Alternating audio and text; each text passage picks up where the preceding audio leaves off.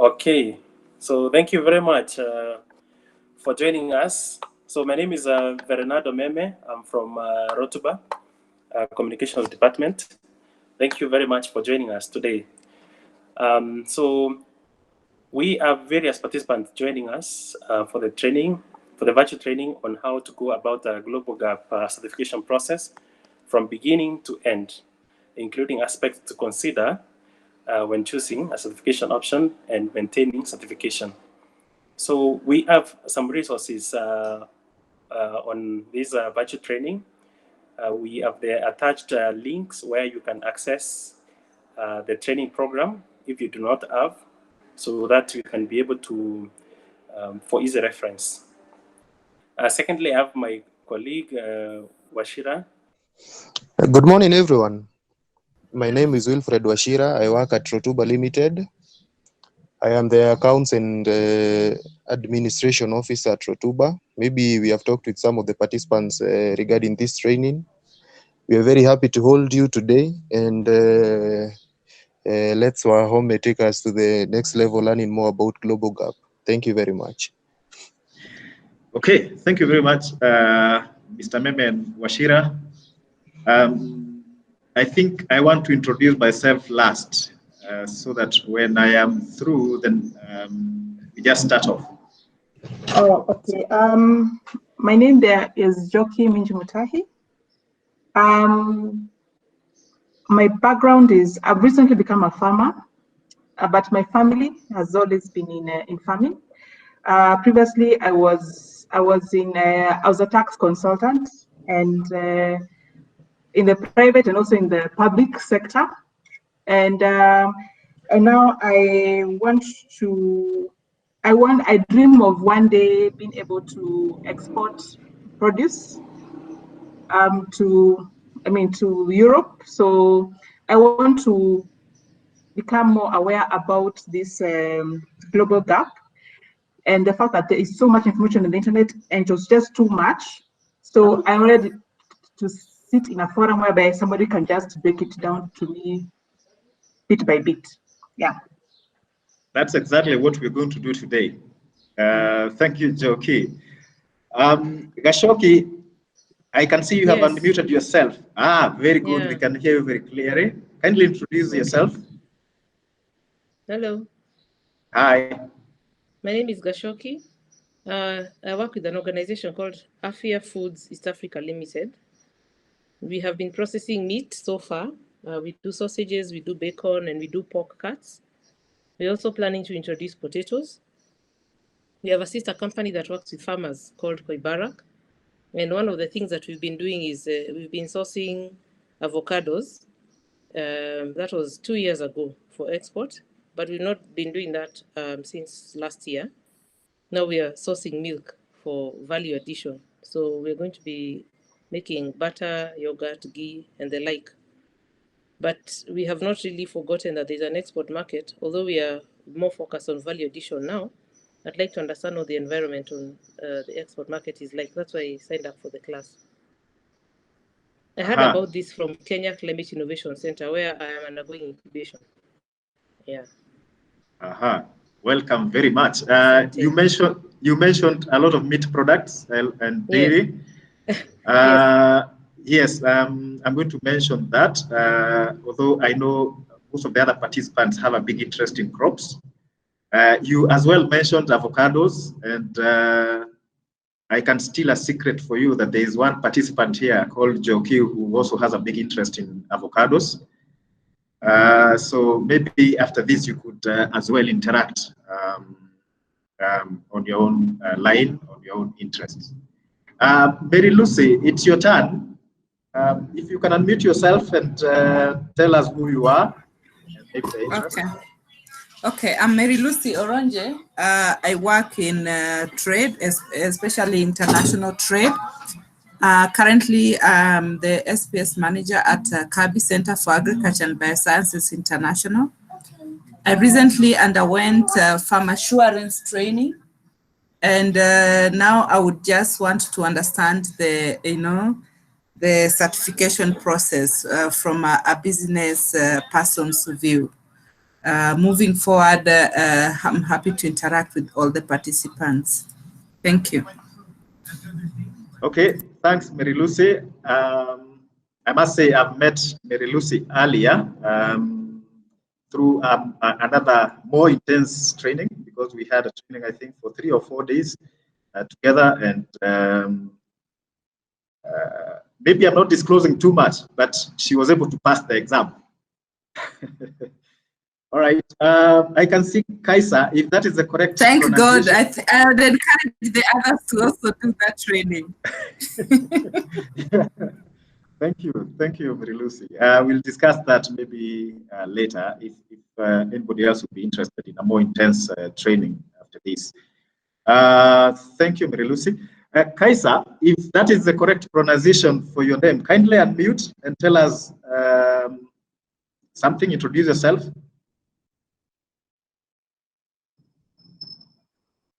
Good morning, sir. Good morning, everyone. Yes, pronunciation is correct. My name is Kaisar Iqbal. I'm from Baltic Control Inspection Services, Uganda.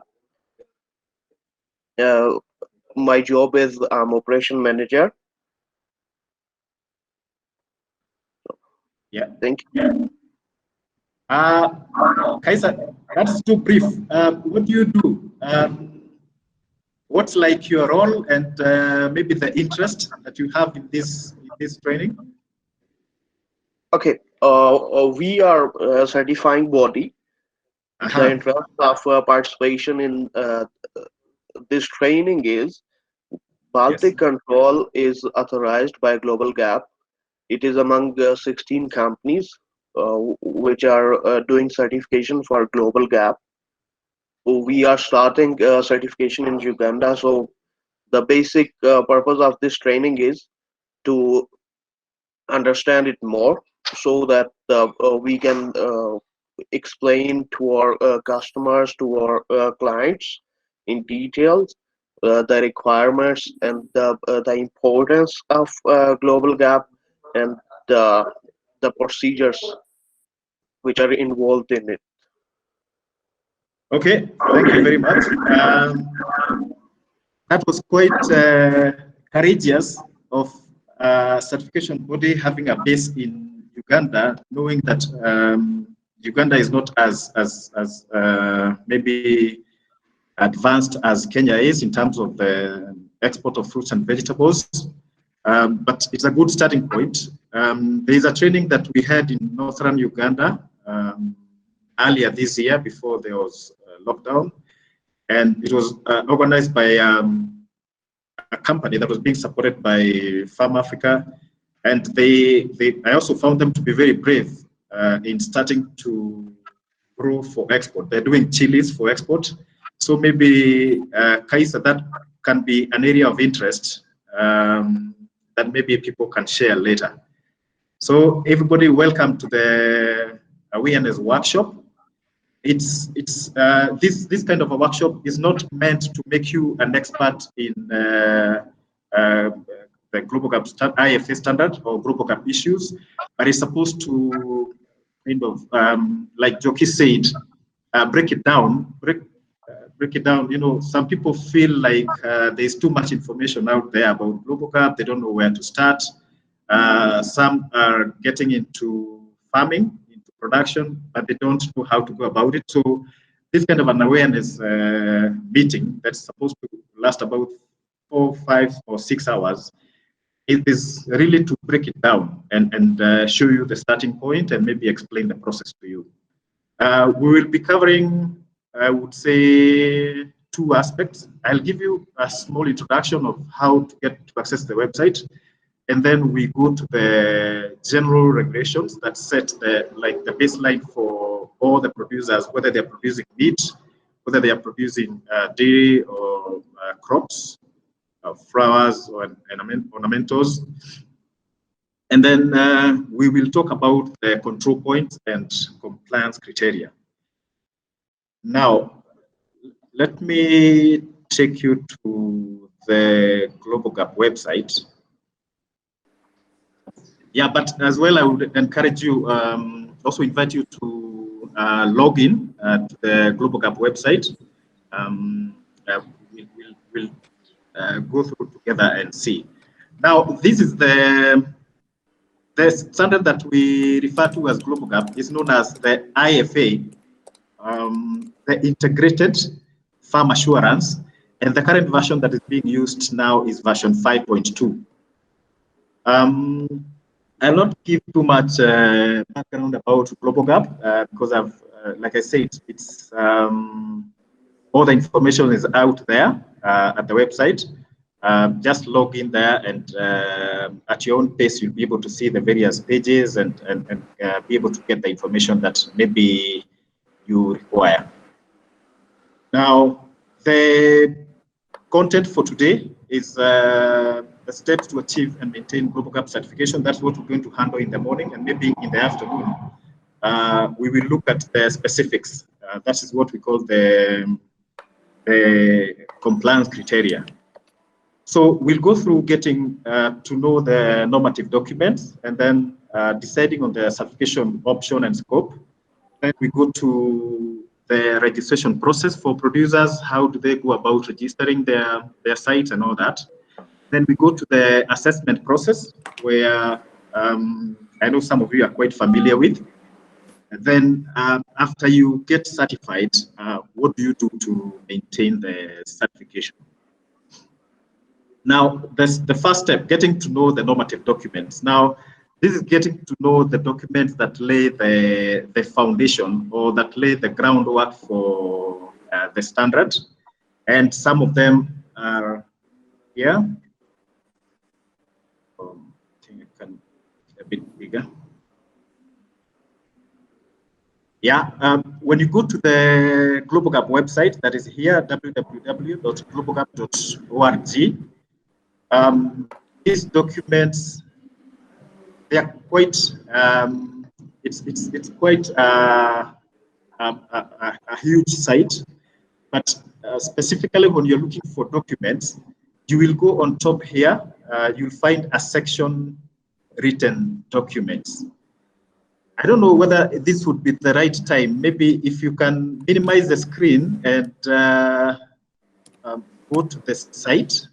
I'm afraid I'll not be able to demonstrate this to you at this time. But if you're able to do that, then click under Documents, the Documents tab, and then you will see a whole list down here of the documents that we use mostly.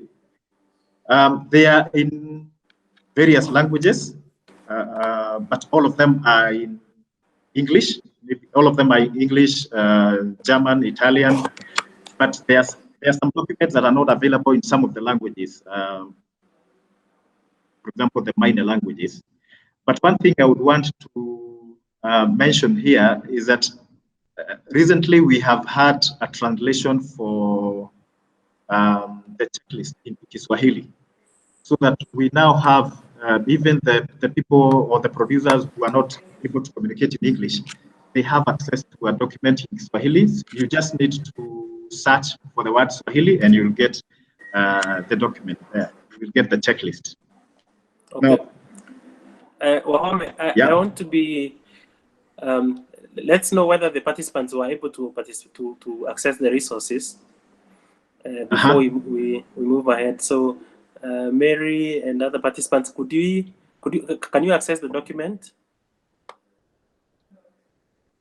Or the link? I was able to access the website and the documents section. Yeah. Okay. Right. What about the others? Gashoki? I'm also able to do so. Yeah. I'm actually signing up for the newsletter. Oh, great. Wow. Okay. Okay, by me as Kaisa, well. if you can. Thanks, Mary Lucy. Kaisa from Uganda. Are you able to access as well? Yes, please. I was able to access the documents. Okay. Yeah, it's quite a yes, thanks, Meme, for that. It's quite an easy website to interact with. So I'm sure you're not going to have any problems there. All right.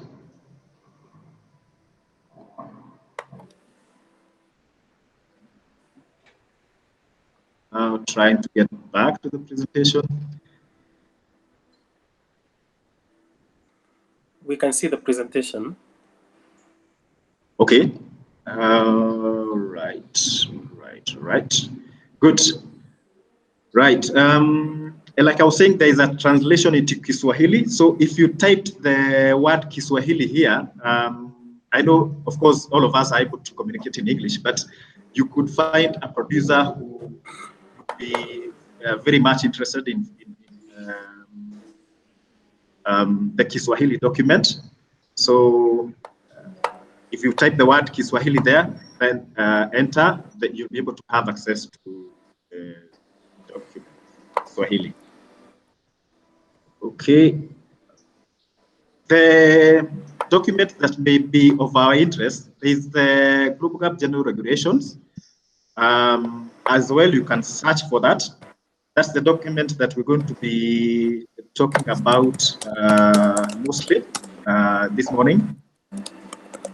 Yeah, Meme, if you can mute yourself and maybe everybody else who sorry, maybe everybody else who is not muted, you can mute, and then when you have a question, unmute quickly and let me know. Because like I said earlier, I may not be able to see your raised hand, or maybe I'll not be able to have a quick access to the chat. Right, now I'm not hearing any echoes. Thank you for that. So these are the normative documents that we have been referring to. The general regulations, the national interpretation guidelines are usually like an interpretation, a local interpretation of maybe the issues to do with laws, legislation of the country of production. Maybe there's a law that talks about labor issues that needs to be incorporated into the standard. There's a law that maybe talks about taking care of the environment. These are usually made by a group of people that we refer to as a National Technical Working Group. They come together, they go through the standard, and then they see the areas where they may have an input. Maybe the standard is not very clear on a certain issue, and there's a law that, or there's a norm in that country that deals with that. So that is what we call the National Interpretation Guidelines. For Kenya, we do not have a National Interpretation Guideline for GlobalG because the standard has been here for a long time and everybody is familiar. So the group thought that it may not be necessary to do that, but we have a National Interpretation Guideline for other standards and other adds-on to the main standard. And then there's this license, sub-license agreement that is usually signed between the producer and the certification body. Then there are the checklists that the producers will use to check their compliance level before they can call up the certification body to come and assess them. There's as well the compliance criteria, control points and compliance criteria document that lays the exact control points, what the producer should be able to do to comply with the standard. And they give guidelines on various issues like risk assessments, how you go about putting up an IPM facility, how you go about knowing how many times you need to analyze the water if you're washing your product before you pack, and things like that. Then there is the QMS requirements, or quality management system requirements. And these are usually necessary for producer groups, people or farmers who produce in their small farms, but they want to pull together resources so that they get one certificate as a group. This is going to be cheaper for them in the long run, and it makes compliance with the standard easier than if they were doing it on their own. And of course, it's going to be cheaper. But there is a mandatory requirement for them to implement a quality management system. Those are the documents now that you may have an interest in that will help you in being able to get GlobalG certified. Then we go to the decision on what options and what scope that a producer is going to be interested in. So what guides you to be able to know the options? There are two options. There is option one. Option one is for an individual producer who may be owning one farm or one site. Mostly we refer to the farm as site. This is something I'll explain later on as we go on. It could be one producer. It can be a farmer. It can be a farming company. And this producer can have one individual site or one farm. And they could have a multiple sites, 2, 3, 10 farms, whatever number. If it is more than one, that's what we call a multi-site. And when an individual producer has a multi-site, they could decide if they want to implement the QMS or the quality management system or not.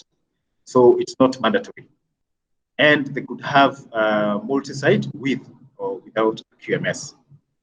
Now, the other option is option two. That's where I said it's a group of producers who come together under one legal entity. They register as a group of producers. And now, once they get certified, it is a group that is going to be the owner of the certificate.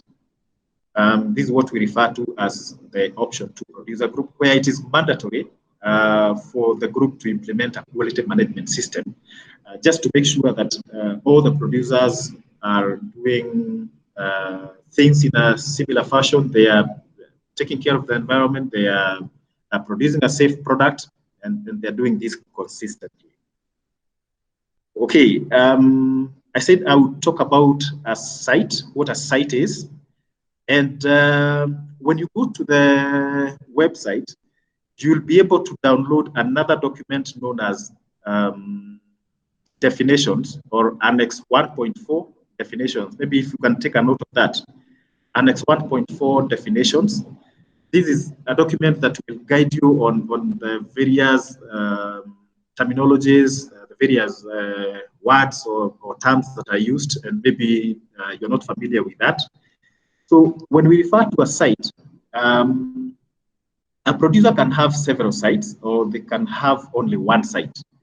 Now, when we refer to one site as where there is a farm and all the input factors are similar. For example, the source of water is one. If it is a borehole, the site is using only that borehole as the source of water. They're using one pesticide store, they're using one fertilizer store, they're using one management structure, for example, a farm manager or a general manager, if it's maybe an area that is requiring or that level of management. So, so long as a farm or an area is using one input factor, that is what we refer to as a site. And mostly a site could be one farm. You can have several sites in the same farm, depending on the same factors of production. If the factors of production are different, for example, you have farm or section A in the same farm and section B, and maybe the water sources are different. So maybe this could be a river. Section A is using a river, section B is using a borehole, or it's rain-fed and no irrigation is going on. There are two pesticide stores, each for each of the sites. There is two management structures or any other thing that is making the factors of production to be different.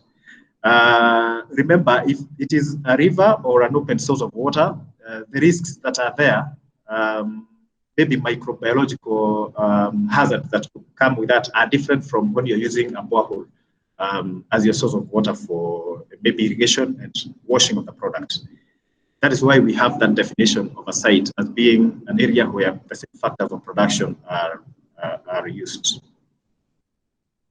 Okay, we are still on options and the scope. And then when we're talking about the scope, it is the scope of the operation or the scope of the farm. When you get certified, which processes are being certified? That's what I'm referring to as the scope. Now, in one scenario, you can have a grower growing the products from the farm or from scratch, and they would have maybe a pack house just next to the farm or within the farm. They have a packing house or they have a product handling unit. Then in that case, we say that on the certificate will indicate that there is product handling. The section for product handling on the certificate will include the word yes, there is product handling. But if the producer is only growing the crop and then selling the crop before it is packaged or before there is any handling activities, and by handling I mean slicing, maybe slicing, storage, packaging into the, maybe into loose packs or consumer packaging as well, where the product leaves the farm and goes straight to the retail, so that the next person is a consumer who is going to handle the product. So that's what we refer to as the product handling. There are some scenarios where you can have even harvesting excluded from the certificate, where the producer is only growing the crop and then selling the crop before they harvest. This sometimes happens with fruit growers. For example, the avocado farmers, they sell, sometimes in Kenya, they sell the crop when it is on the farm. And the buyer or the person who is going to handle the trading of the product or do the selling, they would come with their staff or send someone to come and harvest. Well, they have already bought the product. So in that case, then we exempt some of the control points that maybe relate to harvesting and handling. Then there's another scenario we refer to as parallel production and parallel ownership. Now, it might be interesting for you to go to the general regulations document that we discussed earlier, and you said you were able to download.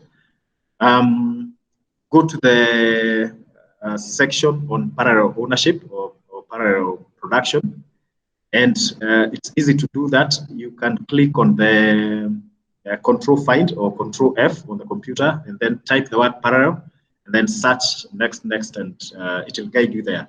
So there you get more detailed information on what parallel production, parallel ownership is, and the various scenarios. But for example, we refer to parallel production when a producer is producing one crop or one product as certified and as well the same product as non-certified.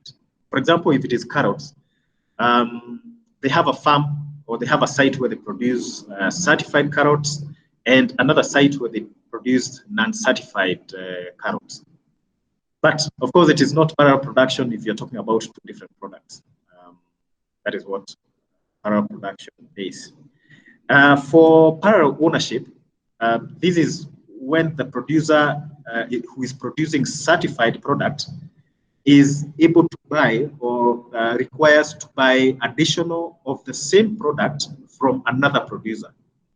So of course, when they buy, it becomes their product. So they own their own product that they produced as certified, and they are also owning another product that is that they are buying from another producer who is not certified.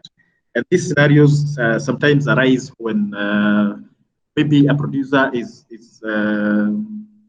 working in a certain area, and the community around there want to also benefit from from that kind of sales, but they don't have the capacity to have the product certified. And in that case, then the producer is allowed to buy from the others. There's no penalty for that. But of course, there's additional. There are some additional requirements.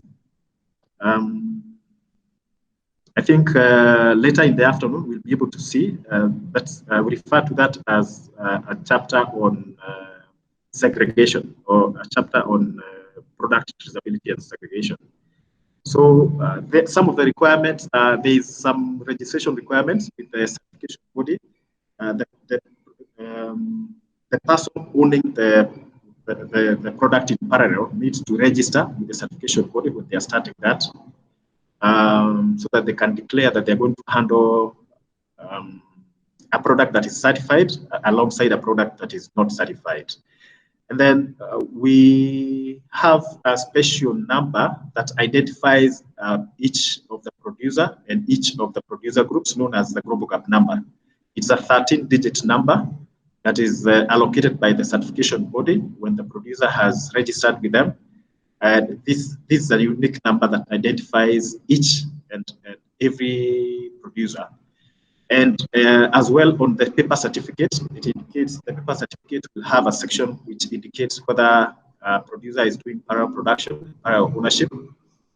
And the other requirement is for the producer to have, to prove that they're able to segregate the product, so that there's no commingling, there's no mixing of a product that is certified and a product that is not certified. Okay, there are several areas that GlobalG operates in. We operate in crops. We operate in aquaculture, that is farmed aquatic products like fish. There has been some addition of the edible algae on the aquaculture standard. And of course, there's the livestock standard, which includes poultry, beef, turkey, dairy, all that. So there are over 400 products that are certifiable in the whole range between crops and livestock and aquaculture. So looking at the structure of the standard, like I said earlier, the standard handles various products. This is the name of the standard, the integrated farm assurance. And then we have it divided into several layers. For example, if a producer is doing all the three, they're producing crops, they're producing fish, and they're producing some livestock, all certified, then there's a first level of compliance criteria or control points that they need to comply with, which is known as the all farm base. There is that now the first, like the baseline of the control point for all the producers, whichever product you're handling. So that's the first level of requirements. And then we come to the various products now. They have separate requirements, and those are separate standards. For example, we refer to the three of them as scope. There's a crop scope, or the crop space. There's the aquaculture scope, and there's the livestock scope. And then after that, there are still control points that are different for somebody who is doing tea, for somebody who is doing flowers and ornamentals, different from somebody who is doing fruits and vegetables. So this is the layer of control points that we refer to as a subscope. So here is the scope, here is the standard, here is the scope, and here is the subscope. So if you're doing fruits and vegetables, we refer to that as the fruit and vegetables subscope. I don't know whether there's any question up to this point. If there's a question, you can just unmute and then say it loud.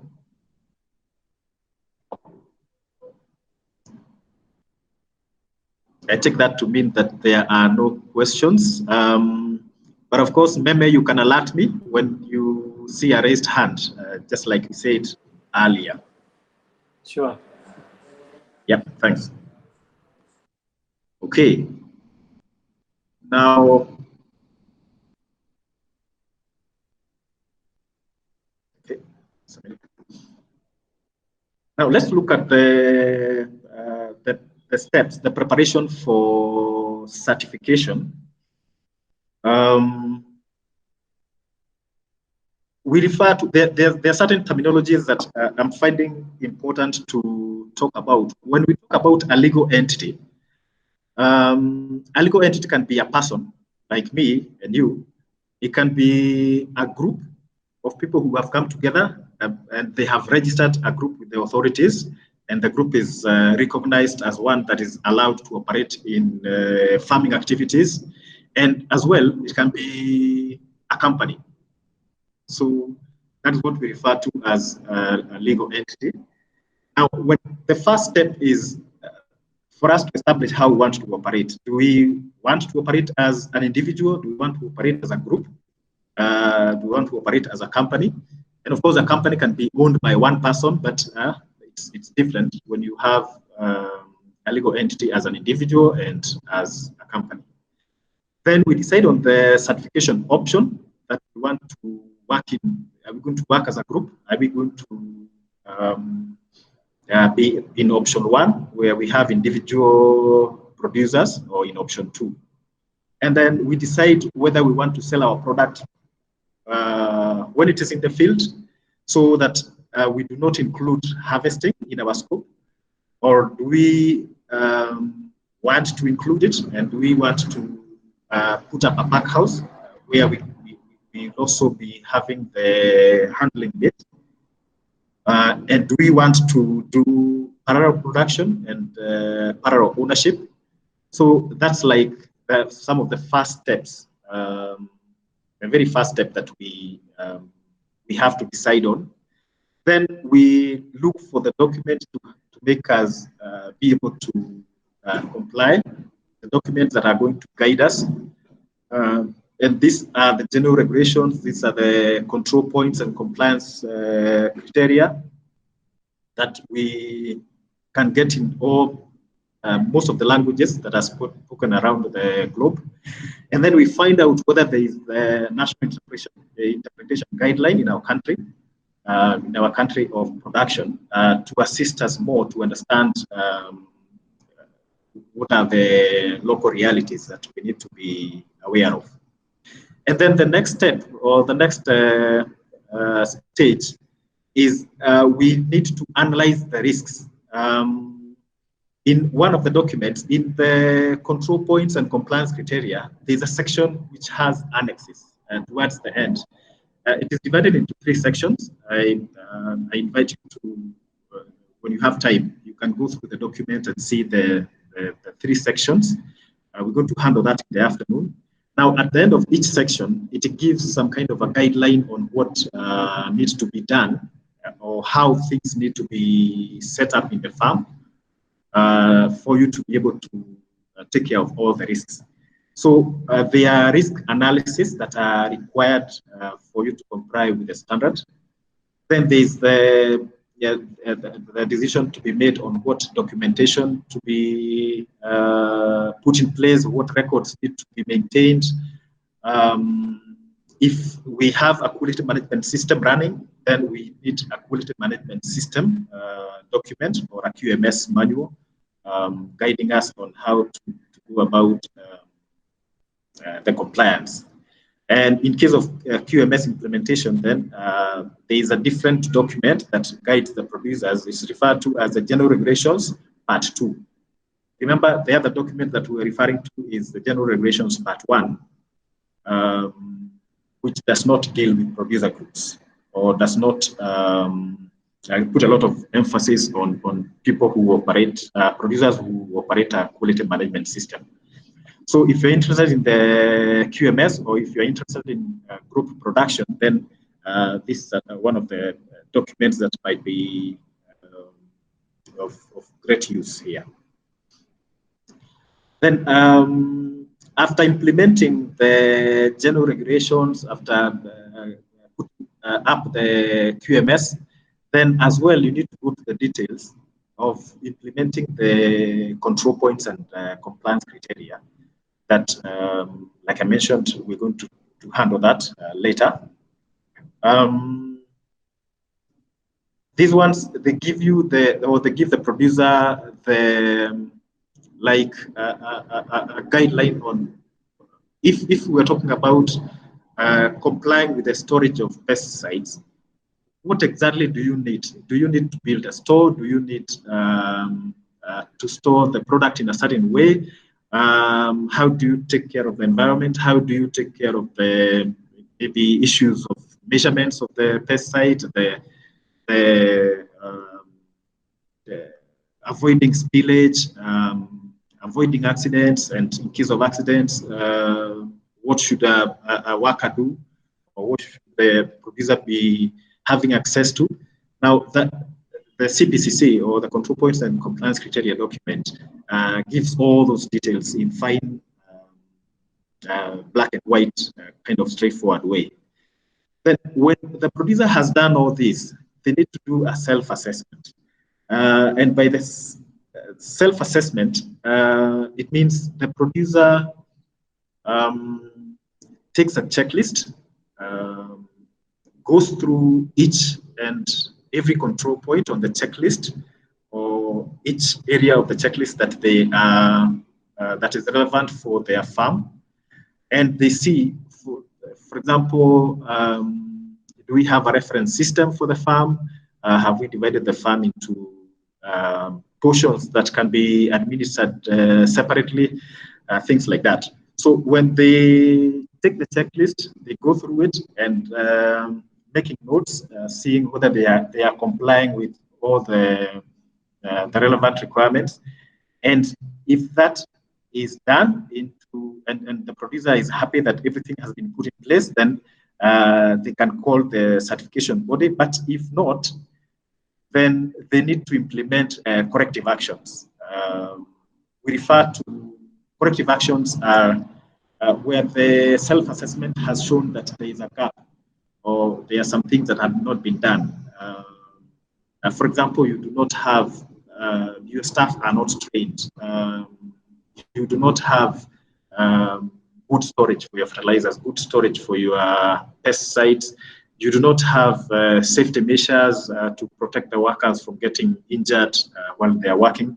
Then you need to do that. You need to put those systems in place, like the standard is requiring, and those are the ones that we call corrective actions. Then you, after doing this, and being happy that everything now falls in place, then it's the time to call the certification body to come and inspect the farm and issue the producer with a GlobalG certificate. Now, there's a process for doing that, and that's what we refer to as the registration process. Let's look at that. Let's look at the registration process. Now, again, when we go to the GlobalG website, maybe I can as well invite you to get to the to go to the site. Go to the on your computer. Go to the GlobalG website and look for certification bodies. You can click on the tab on top there that talks about the certification bodies, and then for it to be more effective, it's good to search in your region. There's a tab for region. For example, in Africa, in Asia, you can search for the region and then narrow it down to the country.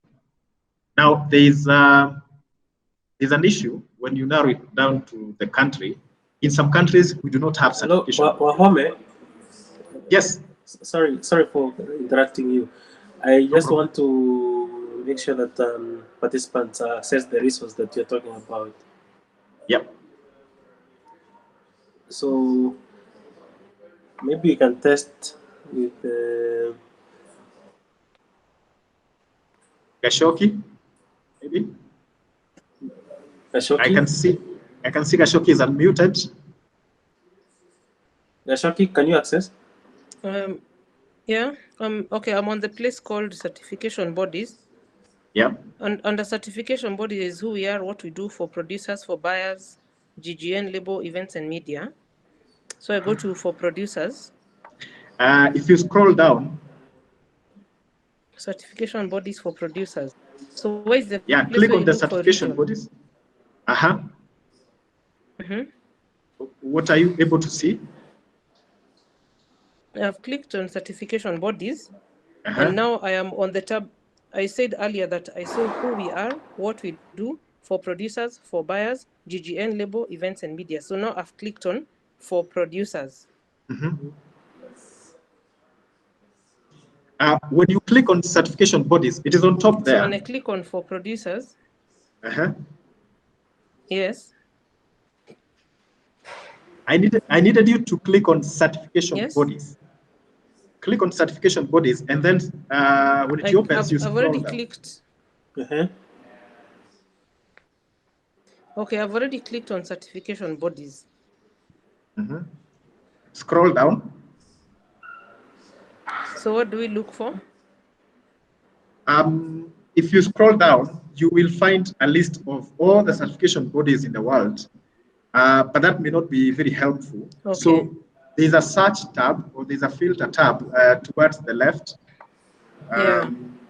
where you can, there's the region, is on the heading of region, and then there's a search tab. And then there's a country. Yeah, so what I was saying is,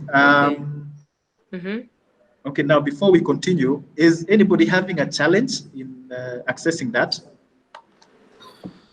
No. Good.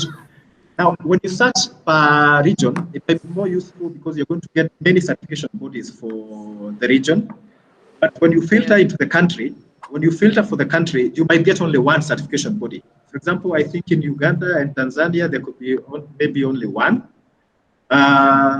So it would be important for you to start with the region without filtering to the country, and then be able to see how many certification bodies are for that region, and then okay. I guess we can continue with the presentation now. Okay. Okay, good.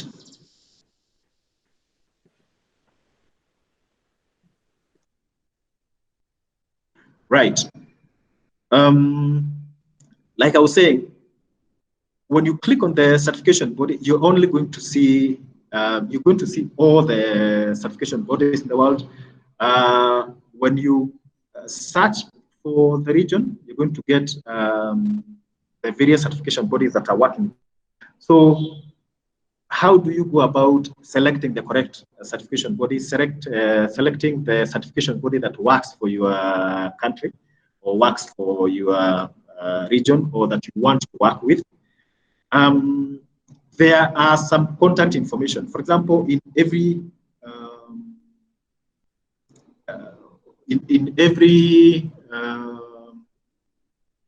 every member of that list, when you click on the, for example, we have like 4 or 5 certification bodies in operating in Kenya.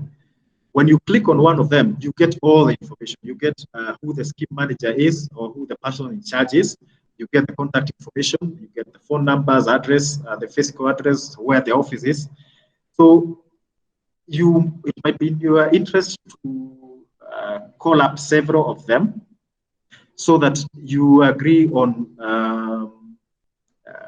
their availability, their fees, how much do they charge. When you describe what you do to them, they'll be able to give you like a general framework of how much they charge, whether they are going to have stuff available for your inspection when you're ready, and things like that. So if you call up several of them, you'll be able to have a feel of maybe who would be best for you to work with. And that's what we are referring to as selecting an approved certification body. Of course, they'll need to be approved for that country or for that area, and they need to be approved for the scope. For example, you can have a certification body that does certification of crops, but that is not approved for aquaculture or livestock, and vice versa. So it's good for you to check that they are approved for those scopes. And that's the other area that you need to check at. Apart from region and country, then you can check on scope and as well the sub-scope. So once you agree with the certification body on principle, then you need to go and make everything legal. You register with the certification body, and you get the producer and the certification body sign a contract. appreciating that they are working together and they agree to the terms that are spelled out by GlobalG. And then you need to, or the producer needs to supply some information. And this information is on the owner of the farm, or the ultimate owner of the certificate, who is going to be the certificate holder. If it is a group, if it's an individual, and all that information is at the end of the general regulations document at Annex 1.2. Is the second annex. So if you scroll down to the annex, then you'll be able to see the information. But it's the basic information that we require for a company or for an individual, like the names, the addresses, the size of the farm, and the product that they want to be handling. But of course, this can change, because a producer can have one product now, but they want to diversify and change to several other products later on. So this information is updated every certification cycle or every year. So you will get that information in the annexes, nothing much to worry about. So the process is spelled out here more, into more details. The producer chooses a certification body to work with. Then they provide the information to the certification body and apply to be registered for production of that crop or production of that product. Then the certification body will send a license, an agreement, or the contract to the producer, and the producer signs. It doesn't need to be physical. It can be done virtually, and as well it can be done physically by sending by post or any other format. This is a document to show that the producer knows what they're getting into, and they agree to the terms, and of course that they agree to even the fees that are going to be charged by the certification body. After this is done, then the certification body should be in a position now to issue the producer with the GlobalG number or the GTN. I said, yeah, it's meant to identify each of the producers and each of the producer groups. Then the producer pays the registration fee. There's a small fee that goes to GlobalG Secretariat, and it is collected on behalf of GlobalG by the certification body. So this is what we are referring to as the registration fee, and as well the other fees that are going to be charged by the certification body because of sending the inspector to the farm to come and inspect, and the service that they're going to provide for the producer.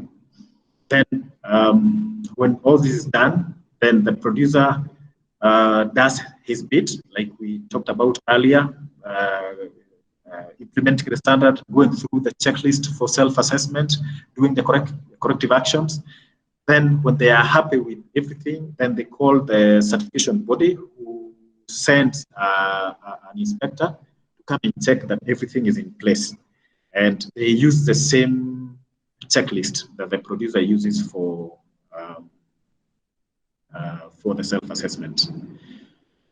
If and when the certification body is satisfied that everything is in place, then the certification body issues the GlobalG certificate to the certificate holder, or to the entity, to the legal entity that registered with them, be it a company, an individual, or a producer group. Yeah, this is the GlobalG number, and the GlobalG number appears as well on the end packaging, the packaging that goes to the consumer. Sorry, the packaging. For example, if it is French beans or fine beans, that small 100-gram package that goes to the retailer or to the supermarket, and whoever is coming to buy picks the product. Now, the part of the labeling of that product will include the GlobalG number. And this is important in traceability. This is important in making sure that there is transparency in the whole chain, and that product, in case of a problem, it can be traced all the way back to the producer or back to the producer group came up with that product. So some of the requirements for registration, there are some scenarios that are not allowed. There are some scenarios that are allowed. For example, it is permitted to have 2 products and registered under 2 certification bodies. For example, apples and peaches, or carrots and onions. You're not restricted to use 1 certification body. But of course, many producers want to use 1 certification body due to cost and trust issues. But if, for example, the certification body is not authorized for that other product, then you can as well be able to use a different certification body for the other product. But it is not allowed to have the same product under 2 options. For example, if you're having apples, you cannot have apples as an individual producer and the same apples certified under producer group. That is option 1 and option 2 together. They cannot run concurrently. And you cannot register the same product, apples or onions or whatever other product it is, with 2 certification bodies, certification body A and certification body B for the same product. That's not allowed as well. It is as well allowed to have many sites in 1 country. You can have site A producing the same product, site B producing the same product in the same country, or they can even produce different products. That's still allowed, but it is not allowed to have 1 producer or 1 producer group certified in 2 different countries. That is not allowed. If a producer, maybe I can take the case of the border between Kenya and Uganda. Now, if there are some farmers or there's a group of producers who are producing pineapples and they are on different sides of the border, then they need to register as 2 different entities or 2 legal entities. But they cannot operate under 1 certificate in the 2 different countries. Maybe you'd want to know why, or you'd want to ask yourself why. This is just to make sure that all the laws are followed, because the standard relies a lot on the local legislation or the local laws, and that's not going to be possible if we're talking about 1 certificate straddling 2 different countries. So that's the spirit of the law or the prohibition. Okay, now we have done the registration. We now look at the assessment process. And before that, am I still having everyone? Just coming back to check whether. Yeah, we are still here. Okay. We're still here. We're still here. Yeah, good. Very well. We do the registration and the assessment process. By assessment, I mean, what does the certification body do? And what does the producer do in terms of assessment, in terms of checking to see whether everything is in place? How do we go about that? That's what we are referring to as the assessment process.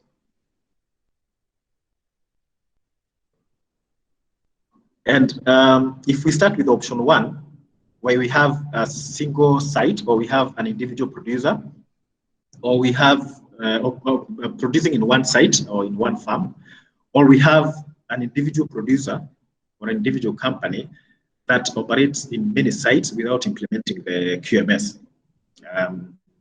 We categorize them with QMS and without QMS because they are different requirements, and we'll see in maybe the next section. So for the first option, that's option 1, we need a self-assessment by the producer. That's a requirement. And this is as well true for the initial evaluation. That's when the producer is starting to implement the standards. So that means they're not certified yet. That's the initial evaluation. The producer needs to do a self-assessment for the entire scope. That is all the registered products, all the registered sites, or all the registered farms. And for the subsequent evaluation, that's after now getting certified, it is the same. They need to do self-assessments every year, and it needs to take care of the entire scope. If it is a producer who is growing and as well handling the product and packaging or doing things that are falling under handling, then they have to check. The self-assessment has to check the whole process, all the way from growing to packaging until dispatch. Now, externally by the certification body, for the initial assessment, for the initial evaluation, we refer to something, the inspections as either announced or unannounced. Now, there needs to be one inspection, and this one inspection is announced. And it has to be for the entire scope.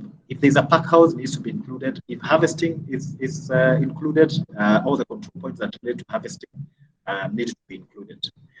Now, for subsequent evaluations, we sometimes, in some scenarios, you will have two evaluations by the certification body. The first one would be like what we had for the initial evaluation. It is announced, and it covers the whole scope, or the entire scope of the operation for all the sites, for the pack houses and everything. And there is a requirement for each of the certification bodies to have at least 10% of unannounced inspections. It's like an impromptu visit to the farm or to the producer to check that everything is being followed mid-year, between the year. I mean, before the cycle of the certificate expires. Just to give a guide, I mean, some kind of an assurance that a producer did not just fulfill the requirements, they got certified and then fell back on all the control points, or fell back on making sure that the product is being produced under integrity, is being produced safely and in a sustainable way that takes care of the environment and the workers.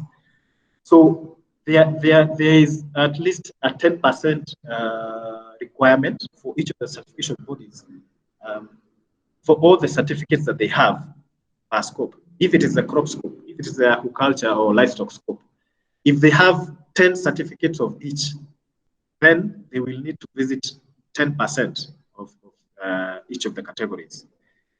In that case, if the certification body has issued 10 certificates that year for crops, for the crop scope, then they will need to at least make one unannounced inspection on one of the producers.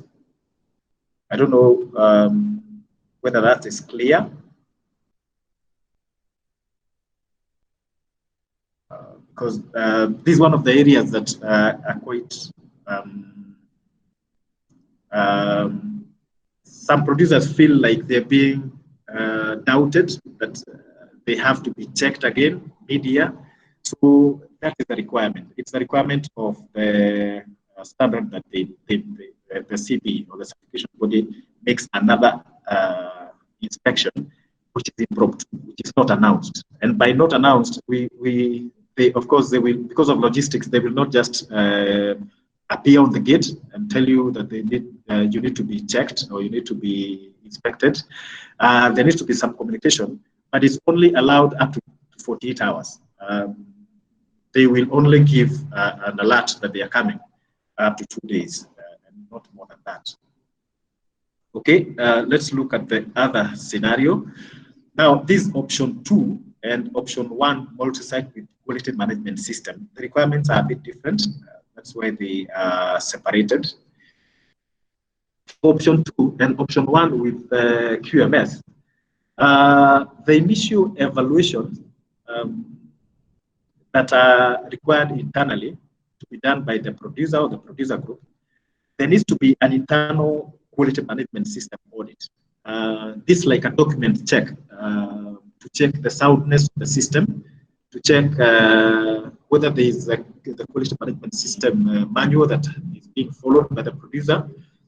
Now, this needs to be checked internally at least once in a year. And then internally, again, there needs to be internal inspections. Now, remember the previous one, we were talking about a self-assessment. This is an internal inspection for each of the registered producer and each of the registered production site and pack house.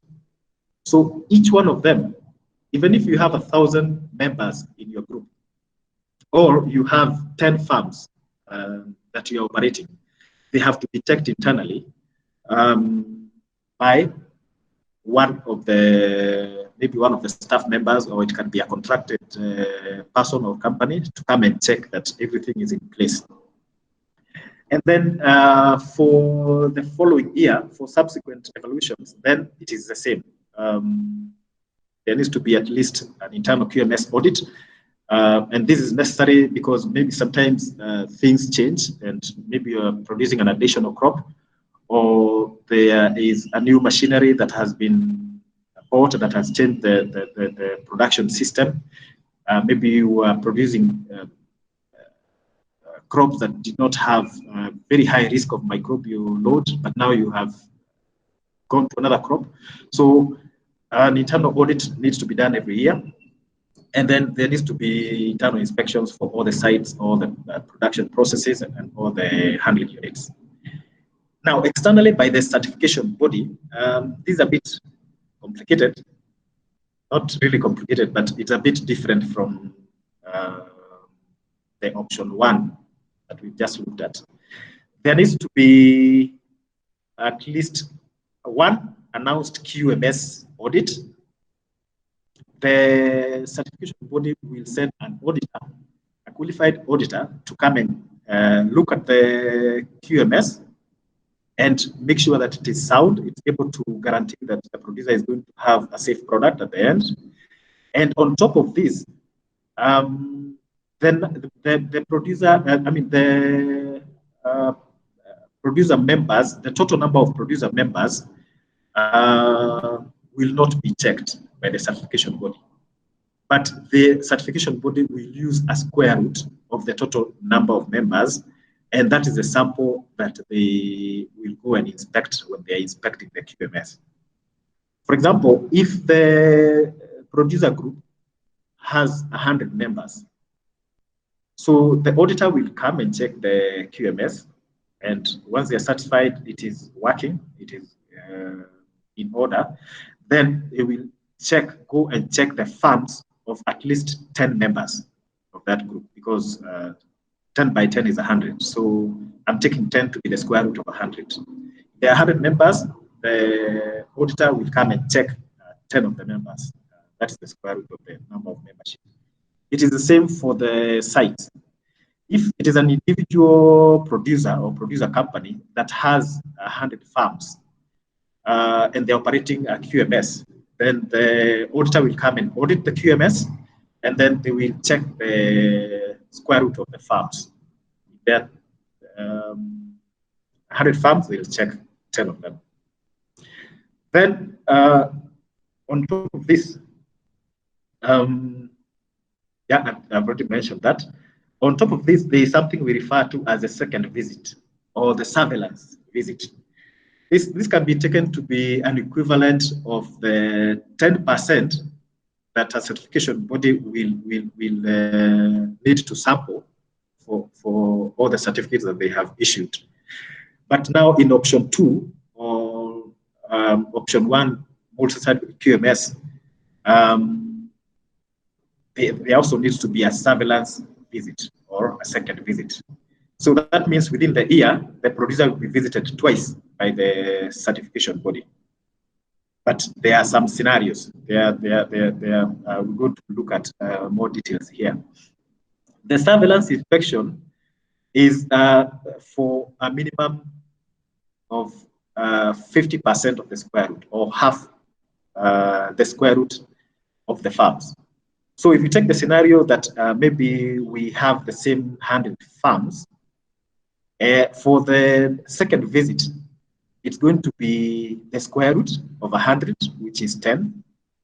And then the farms that need to be visited are only half of that. So it's going to be 5 farms that are going to be visited during the surveillance inspection, or during the second visit within the year by the certification body.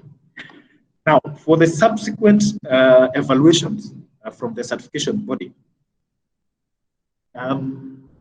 there are various scenarios here. So there's going to be always a QMS audit, which is like a document check to see that the QMS is working. All the control points have been, all the laws, all the regulations have been spelled out there in the QMS, so that there is no producer or there is no farm that is operating outside the law. All the requirements of the standard are addressed there as well.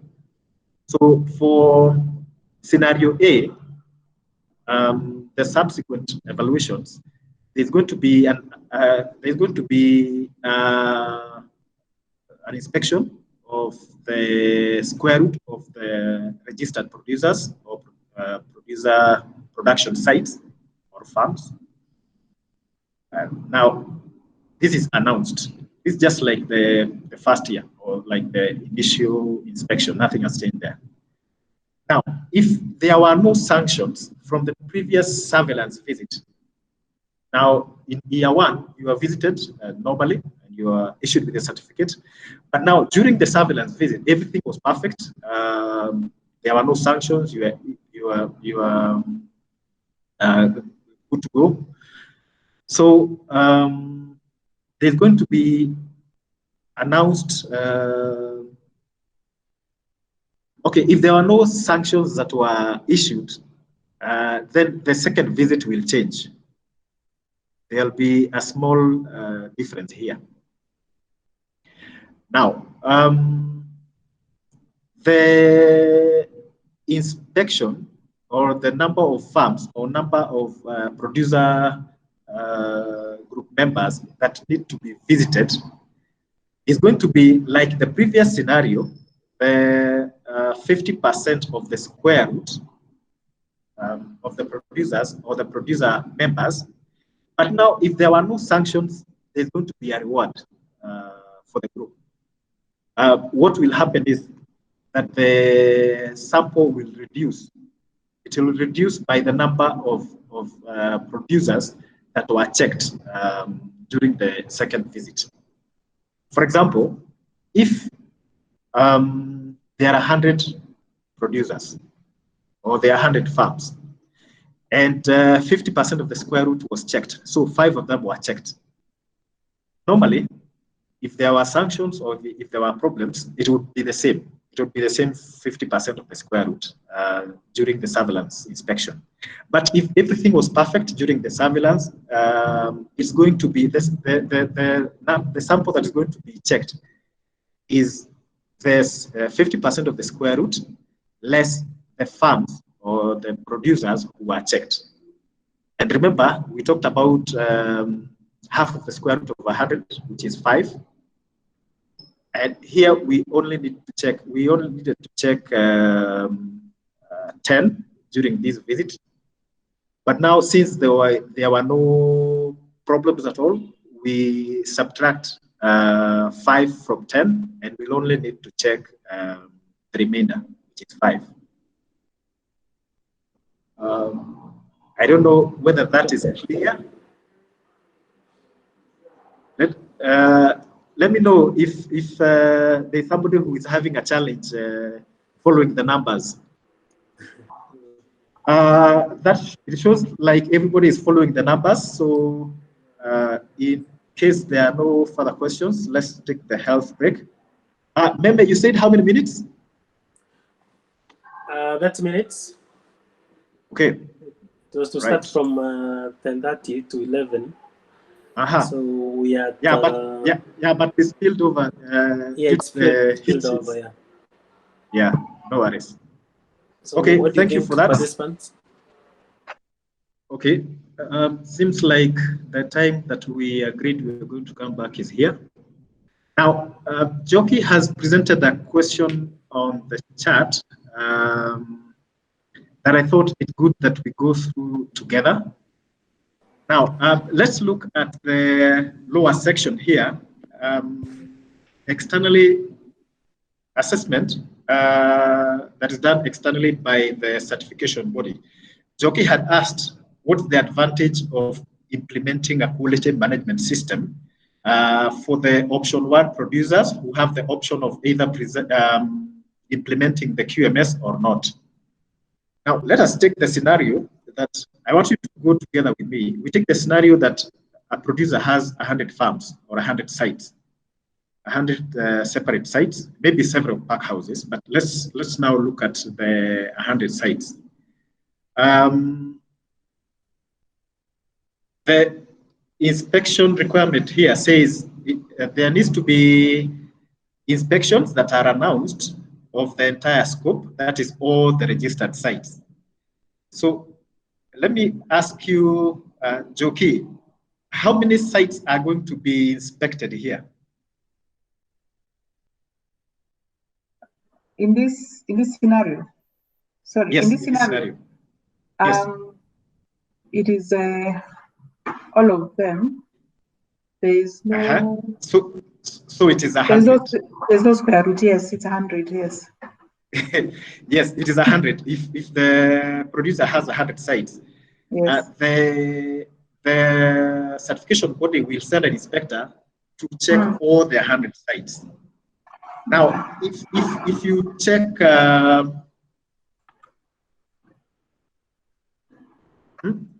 the first one here, announced QMS audit and a square root of the total number of registered handling units while in operation, and a square root of all the registered production sites. So you see, in the second scenario, the certification body will only check the square root of all the farms. If there are 100 of them, how many will that be? There'll be Joki? 10. 10, yes. 10, yes. Yes, very good. It will be 10. Now, the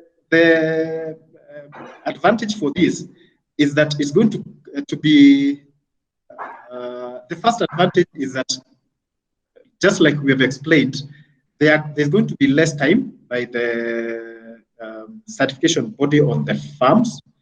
And by less time, then it means that maybe they could charge less because maybe they need only to send one inspector instead of 2 or 3.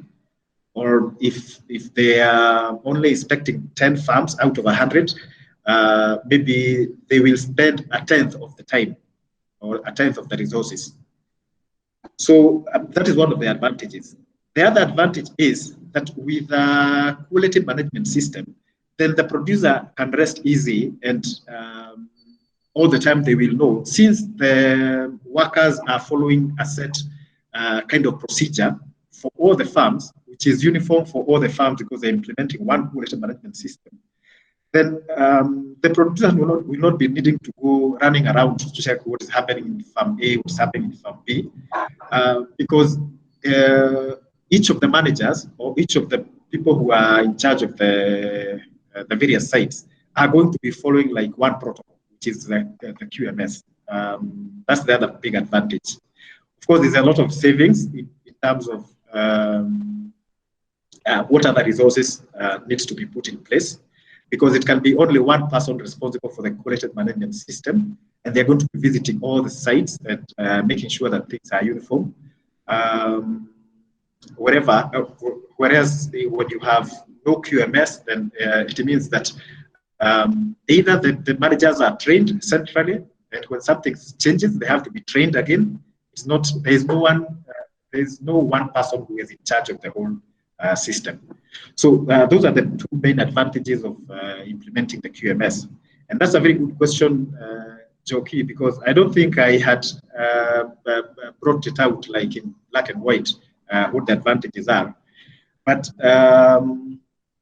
those are the two main advantages. Okay. Okay. Thank you. Okay, you're welcome. Do we have another question from the session that we have tackled? Okay, it can still, if you have any other concerns or questions, it can still be put in the chat, and we'll be able to respond.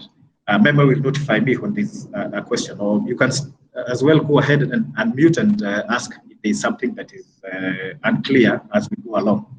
So let's go back to where we were. Right. We are still on the assessment process. Let's talk about the timing for the inspections by the certification body. There are some rules that govern the timing of the inspections.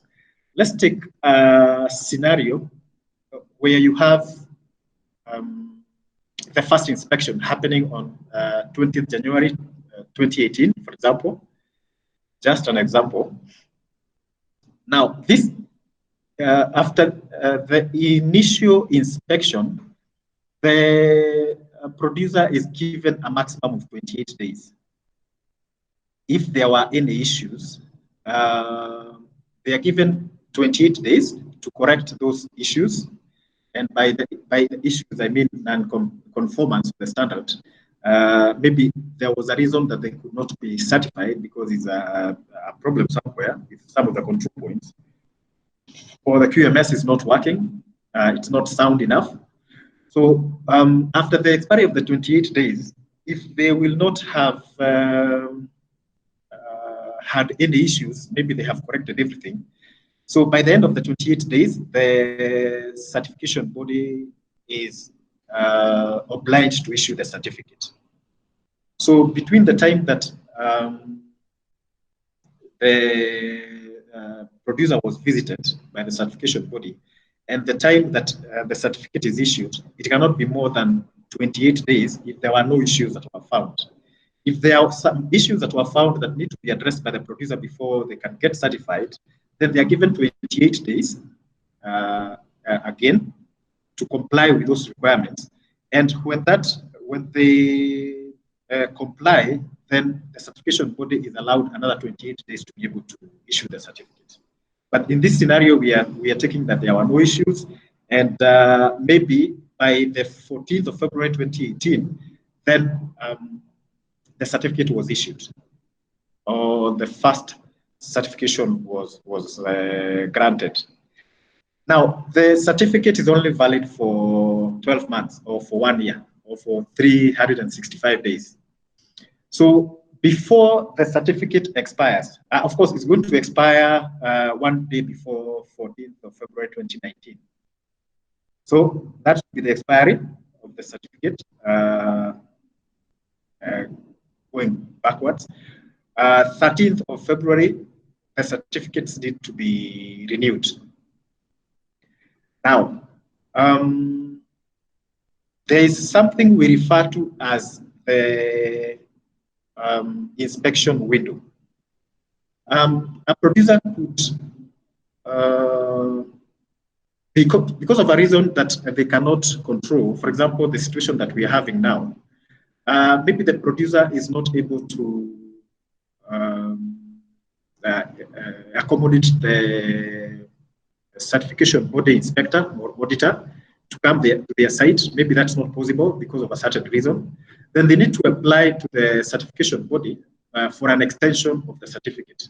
There is no extension of the certificate that can happen before or without the producer applying for it. Now, there is a maximum period that is allowed normally for the certificate to be extended, and that is 4 months. 4 months of extension. Now, because of the COVID situation now, we have allowed a maximum of 6 months for extension. But normally, let us take the normal scenario so that, because I believe hopefully that COVID will not be here forever. So the requirement of the standard is that the certificate can be extended for an extra 4 months if there is a valid reason that the certification body will accept. And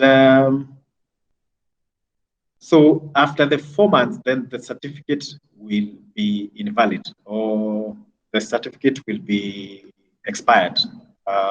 And the producer will no longer be appearing as certified on the GlobalG website. Again, the certification body, because of a reason that is compelling enough, they could see that there is need for them to visit the farm or the producer before the expiry of the certificate. They are not allowed to visit, to come for the second visit, or they are not allowed to do the recertification, certification inspection before expiry if it is more than 4 months. They're only allowed 4 months back and 4 months forward. So that's why we put those dates there. But the general thing to take home here is that the certificate is valid for 1 year. That's 12 months.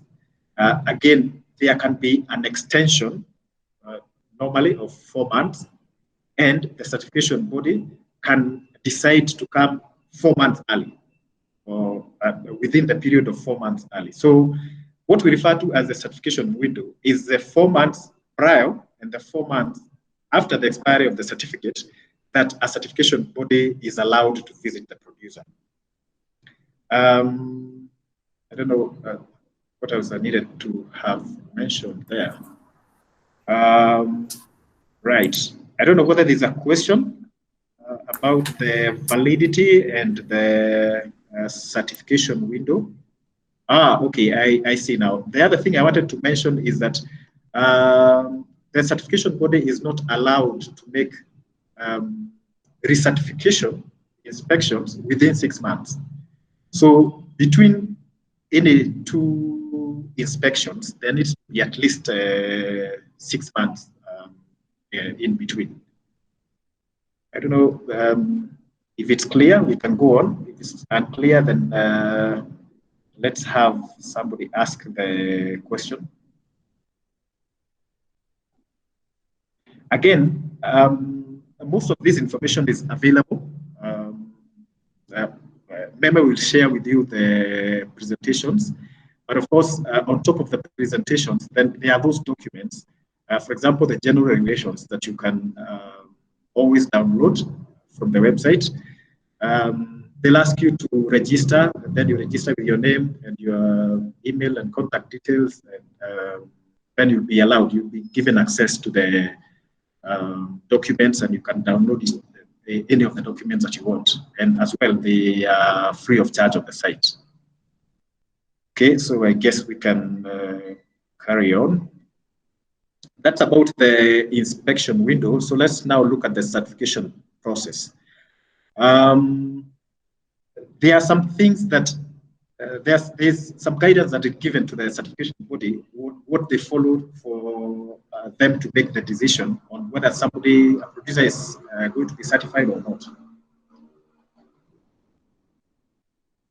Now, we talk about compliance to the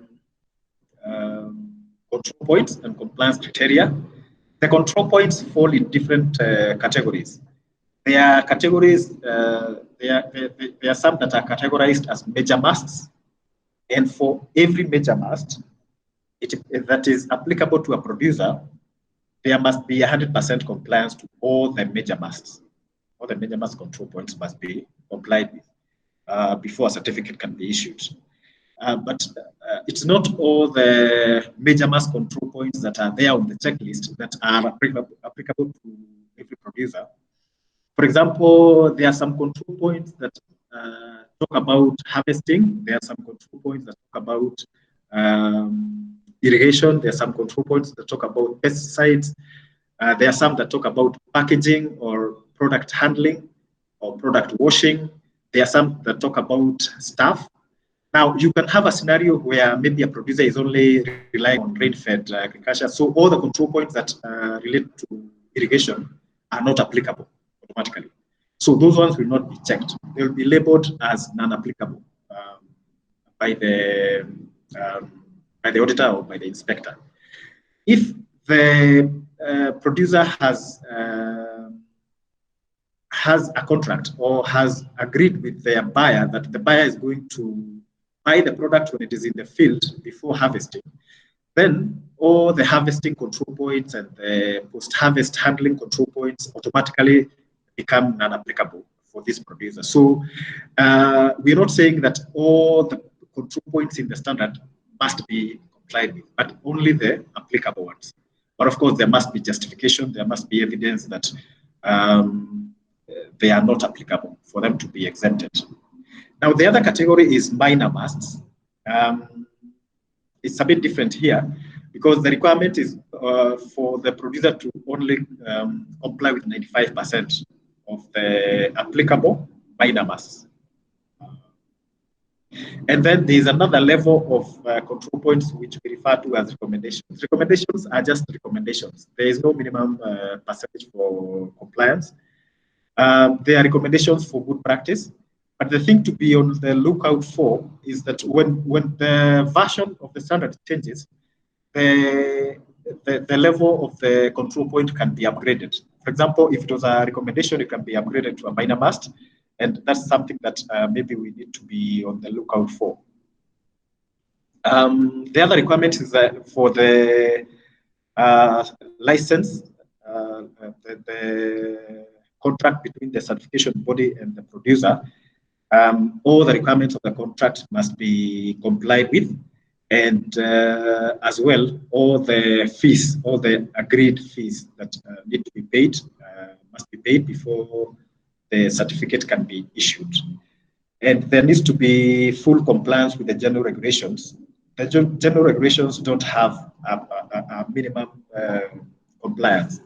They must be complied with, though there are not too many rules. And you need to be on the lookout that it's in the current version. You may have downloaded the document 2 years earlier, or 2 years ago, and you think that it's still valid. No, that's not the case. The version keeps changing almost every year. So it's good to be on the lookout to know that, to know which control points maybe have been upgraded from minor to major, or from recommendations to minor must, and if there are any rules that maybe have changed in the general regulations. Okay.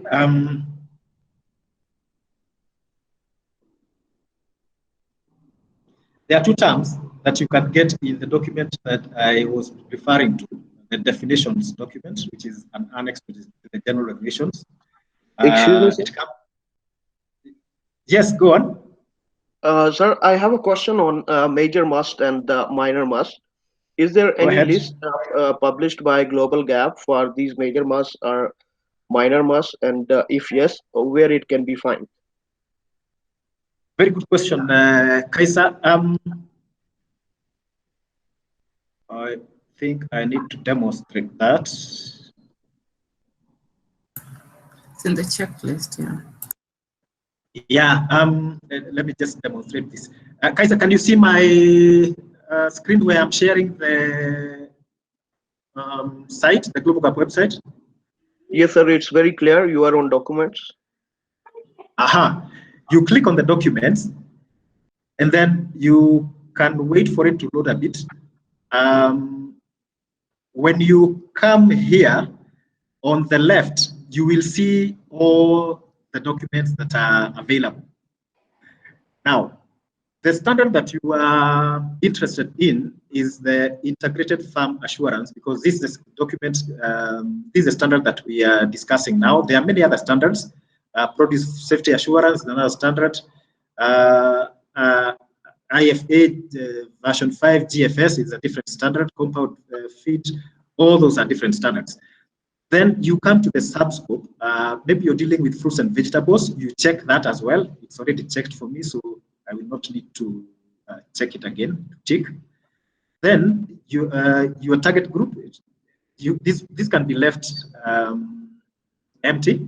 You don't have to, but if you're a certification body, then you can click that so that you filter more. And then here, because we don't need the general regulations, we can uncheck that. When we uncheck that, then it's only going to give us the documents that are relevant to checklists and control points and compliance criteria.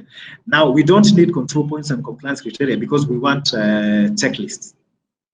Now, here, you'll only be left with very few documents for you to choose from. The first one is being called Inspection Method and Justification Guideline. That's not the document that you want. Flexible Distribution Rule is not the one you want. Shortened checklist is not, all that. Now, this is the document that you need, all farm-based, crop-based fruits and vegetables checklist. Now, this is an Excel document that when you check on it, when you click on, when you have that hand icon appearing, you click on it, and then the document will be downloaded here. That's the document. Now, it has the cover page and policy declaration, inspection notes that you can read maybe during your time. Now, this is the checklist that has all the control points that apply to crops or to the crops base. There are several of them, and this is the layout.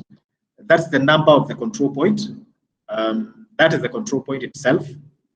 That is the compliance criteria that a producer needs to follow for them to be able to be compliant with that control point.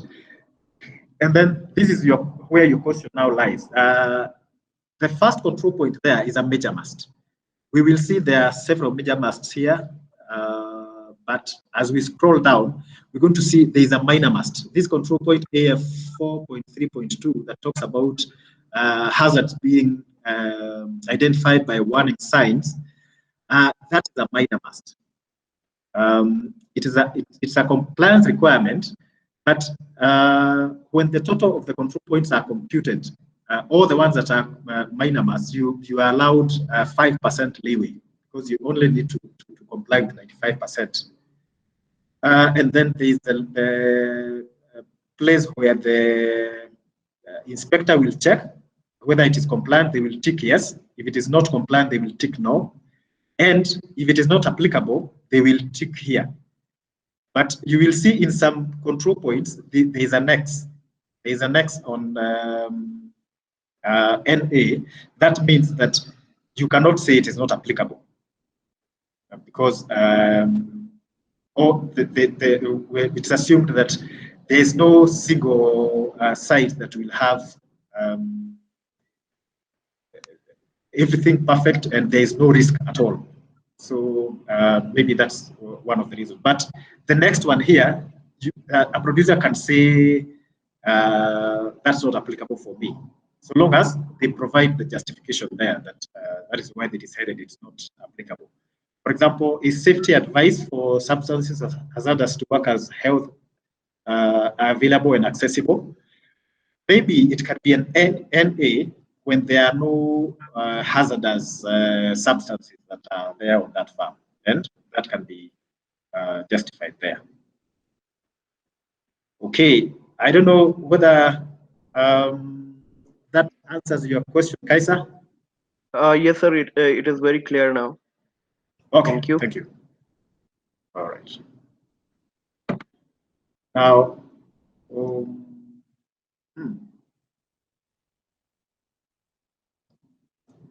go back to the presentation.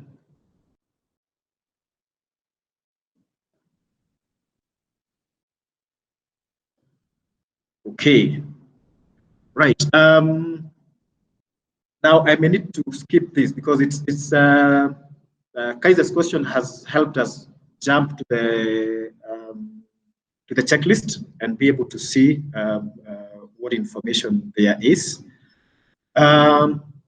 Sorry, we talked about non-compliance and non-conformance. If you go to the definitions, you'll be able to get the meaning for this. But when we talk about non-compliance, it is non-compliance to a control point. For example, the one that we have just handled about hazardous substances. And this means that a global gap control point in the checklist is not fulfilled according to the compliance criteria. But somebody can still, a producer can still get certified, even if they have one or two or several control points that are minor musts that are not comply with.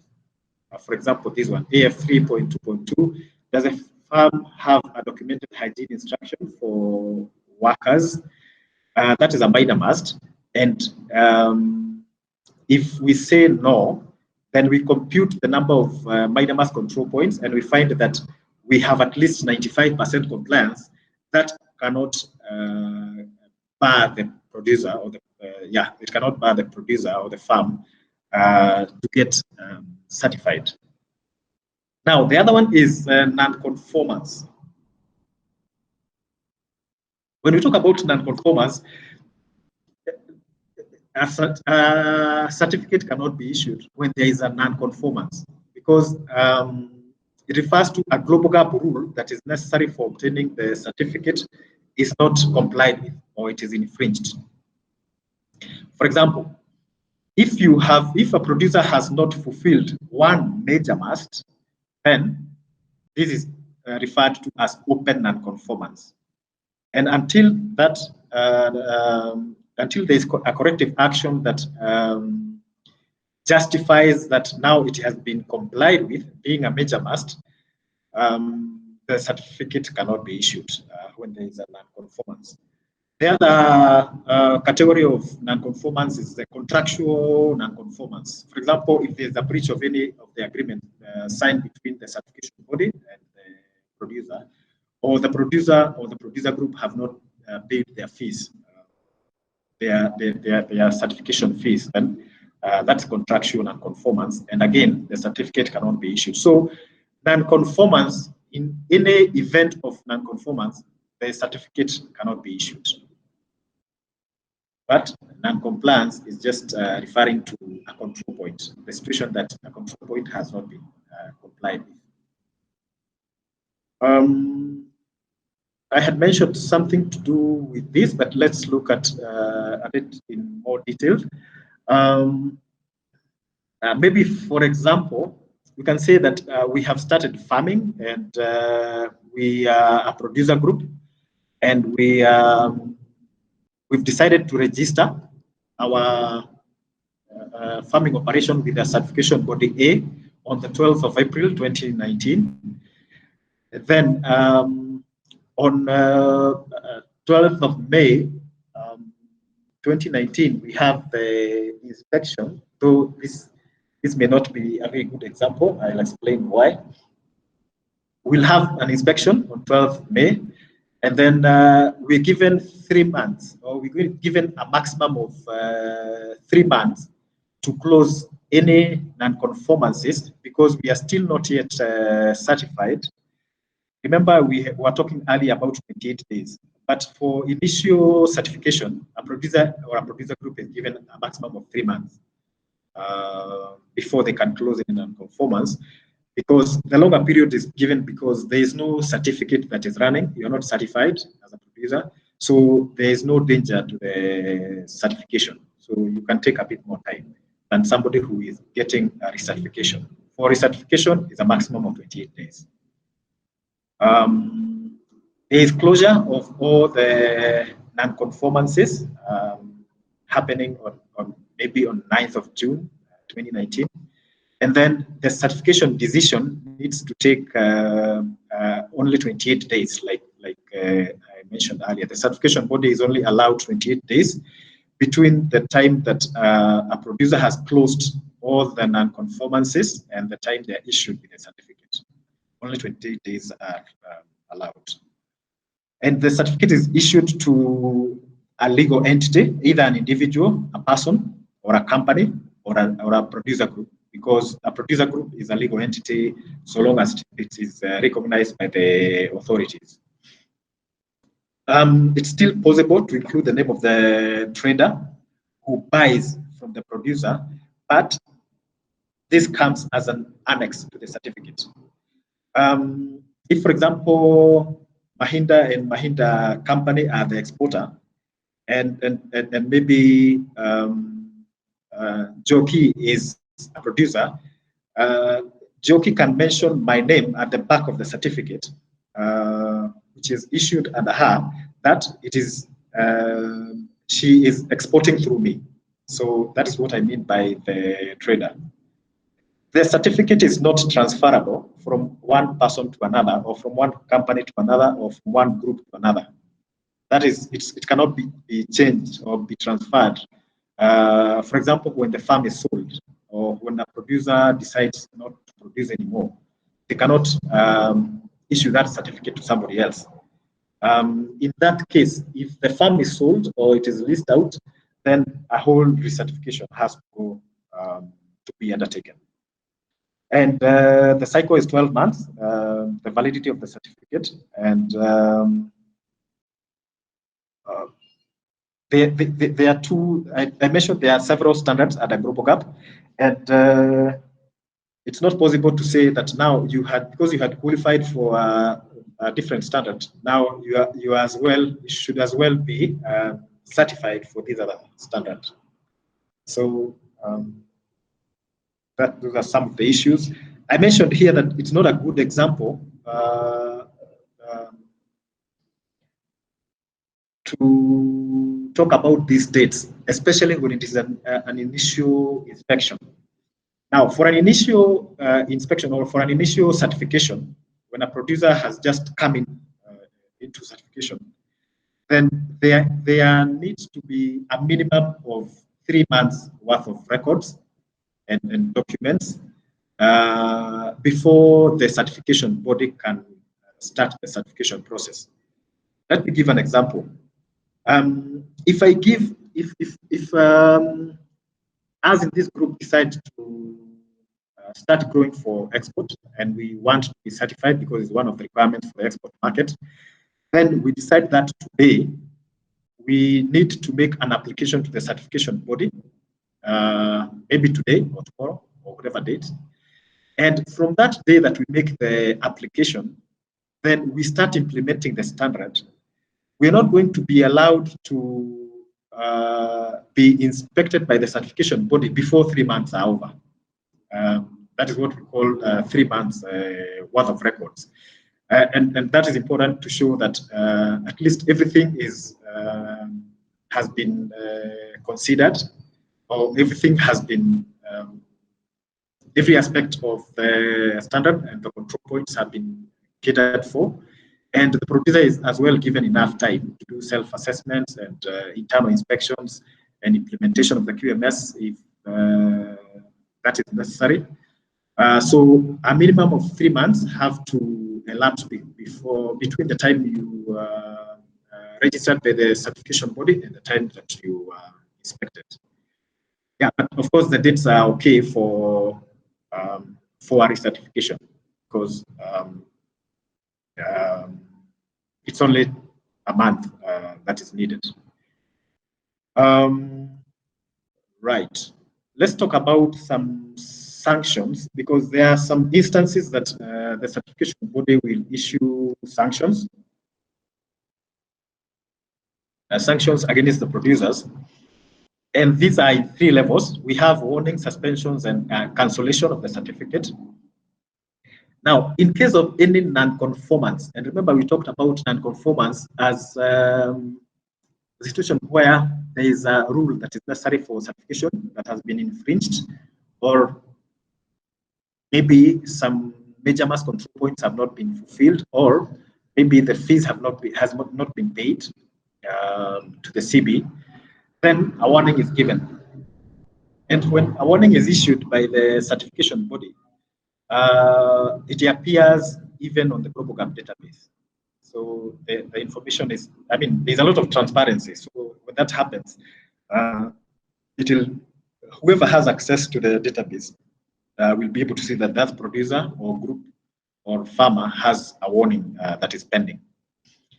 Now, there's a time frame for this warning to be addressed. And if it is not addressed within the time frame, then the producer will be issued a suspension. That means that the product will be suspended, or the certificate will be suspended, and the product cannot be sold as GlobalG certified. With a warning, it can still be sold as GlobalG certified, but again, the warning can only last up to 28 days. So after that, then there is the suspension of the certificate, and it as well, it will appear. So it will appear like that on the website. So everybody who has access will be able to see that maybe the certificate is suspended for a reason. It's not necessary to put the reason, but the suspension will be there. And this again has a time frame. If that time frame elapses and nothing has happened from the side of the producer, the reason for the suspension has not been addressed, then the certificate is cancelled. And once the certificate is cancelled, the producer cannot go back into certification before 12 months elapse from the date of the cancellation. So that's the 3 levels of sanctions. I still want to insist that if you want to get more clarity on this, you can refer to the general regulations document, and you'll check on the areas of sanctions. Producers cannot change the certification bodies until the non-conformance that led to the sanction is closed out. But again, as soon as the non-conformance is closed, or as long as it is lifted, as soon as the sanction is lifted, a producer is allowed to change the certification body if they wish to change. But if there's a pending sanction, whether it's a warning, suspension, or cancellation, as a producer, you're not allowed to change certification bodies before that is addressed. Okay, now we've covered the bigger bit on the general regulations, the general requirements. Let's see what the producer needs to do to maintain the certification, and with that we'll be through with the first part of the general regulations. So being certified is not enough. The producer must as well keep up to date and keep the certification running, making sure that they don't get sanctions or they don't lose the certificate because of one reason or the other. So we say if information which could have a potential impact on the certified status is transmitted to the Secretariat or to GlobalG, the certificate holders and the corresponding certification body must refute the claims by verifying and providing evidence of compliance with the GlobalG standard. Sometimes we hear stories in the press about a company, some accusations of fraud, some accusations of best practice not being followed by a company. If that company is GlobalG certified, then the company or the producer, as well as the certification body, need to prove or to send some evidence to GlobalG so that they are able to refute that claim. At least internally, it's known that that is not the case. There is some information about a company in Kenya that I will not name that has been going on in the press, in the UK press. So if you, that's the kind of scenario that I'm talking about. If you want to maybe to get some information on this, I think it's called the information was put there in the London Times or whatever.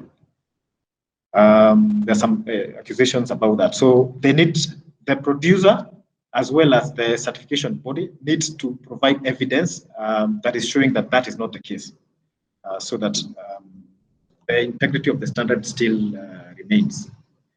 The findings and the actions taken shall be reported to GlobalG Secretariat within the defined period by the certification body. In case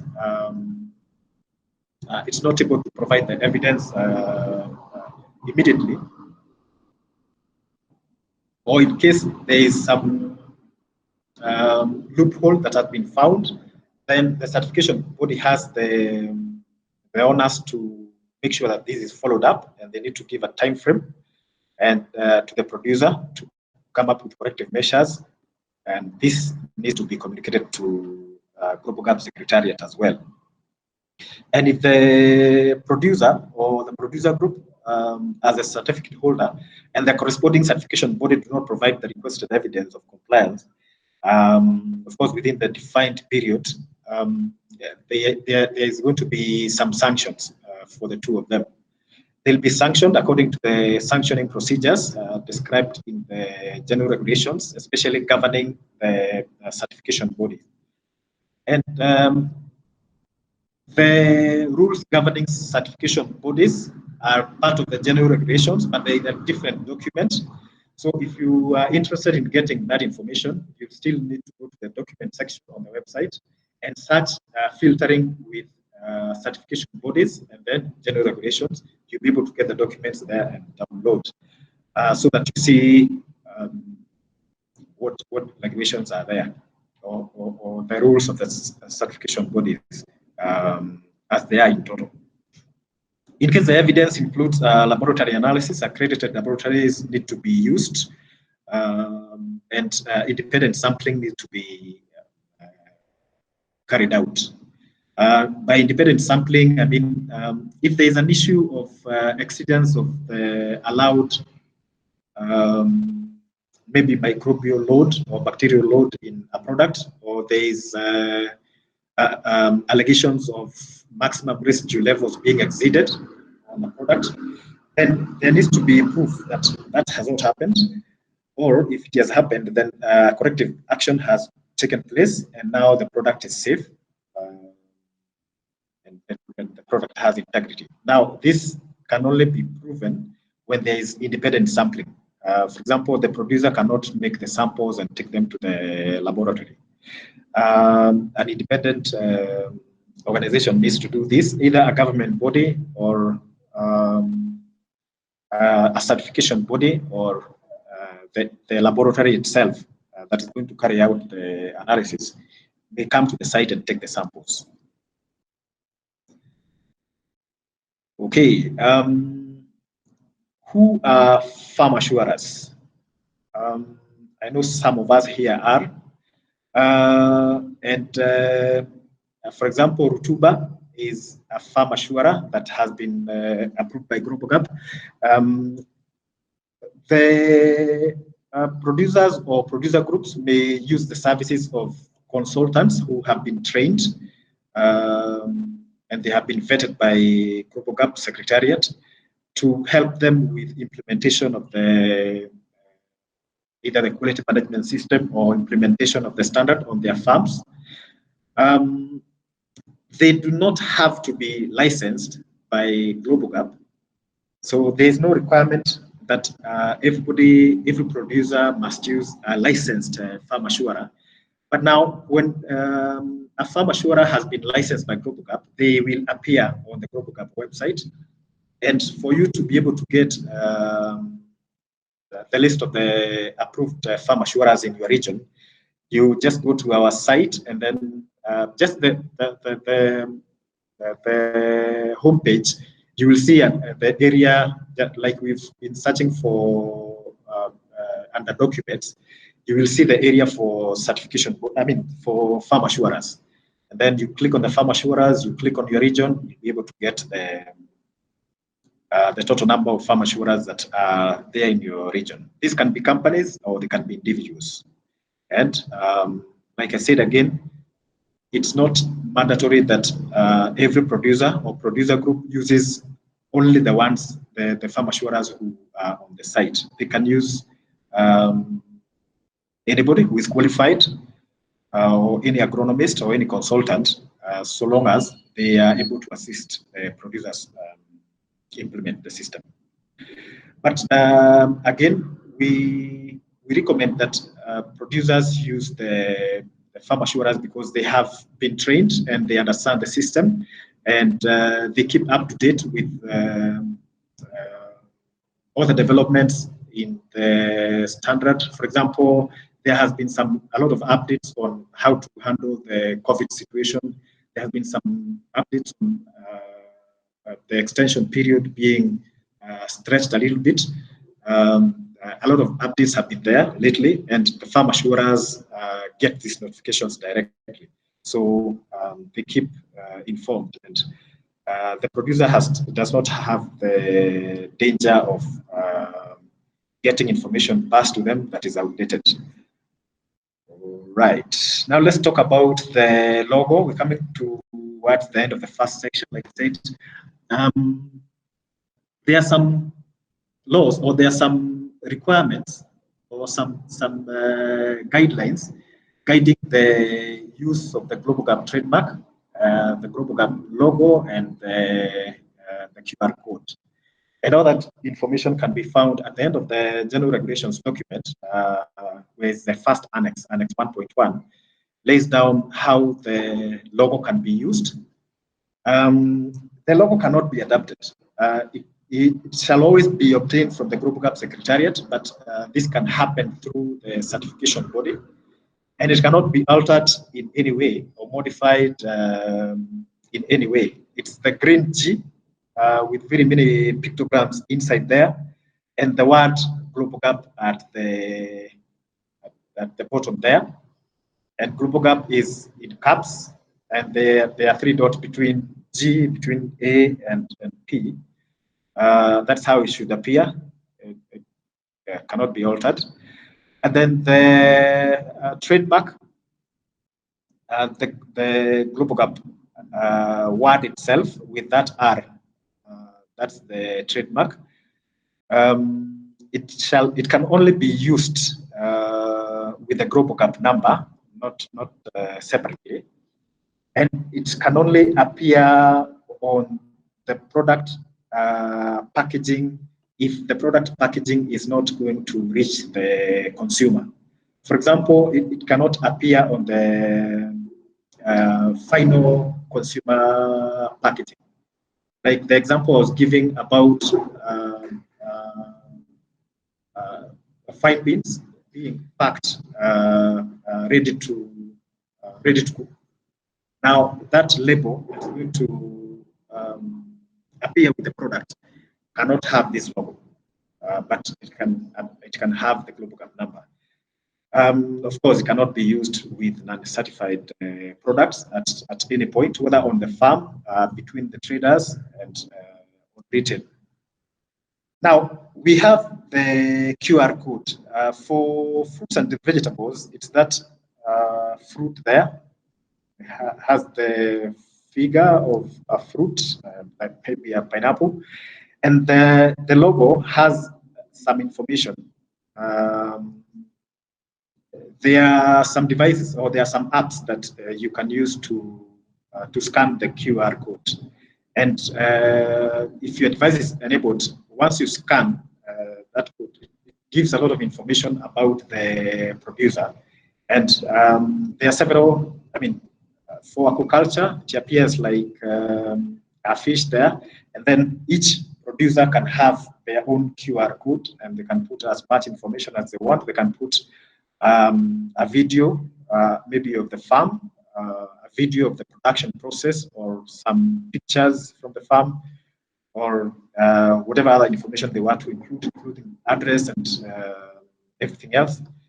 And this may appear on the point of sale packaging. Right. Yeah, like I said, it may contain customized information depending on what the producer wants. Right. I think we have come to the end of the first session. I'm imagining there could be some question. I'm not seeing any on the chat, so the floor is open now for us to get any clarifications. Remember to unmute when you have an observation. Okay, I'd like to ask something. Yes, Gashoki. Is there a relationship between fair trade and GlobalG? Or after GlobalG, does that shorten your fair trade certification process? Are there some things that they consider you already have because you've been through the GlobalG? Or do you have to go through the two processes independently? Good question, Gashoki. Now, unfortunately, GlobalG has not benchmarked with Fairtrade, and Fairtrade has not benchmarked with GlobalG. So those are two. At the moment, they are two like standalone standards. Fairtrade mostly is a social standard, and in GlobalG we have an add-on. When you have implemented GlobalG IFA standard for crops, there is an add-on known as GRASP, or GlobalG Risk Assessment for Social Practice. Now, producers who sell to markets that have a requirement for social issues are usually advised to implement GRASP. And maybe that's the farthest we've gone in terms of issues of social practice, but we have not benchmarked with Fairtrade. So the answer to your question is the implementation has to be parallel.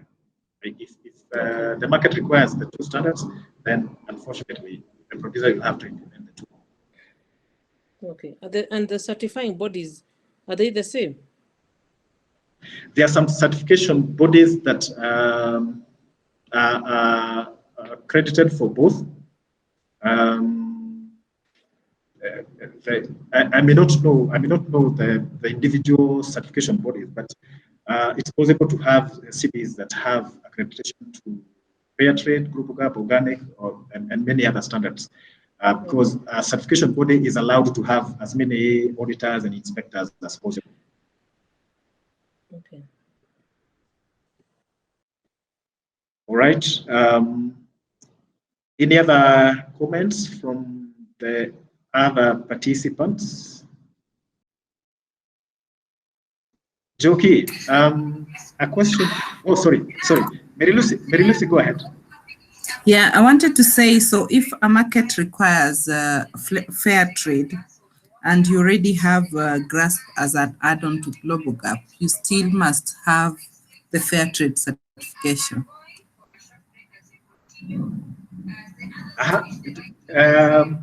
Yeah, Mary Lucy, I know you're quite experienced in this.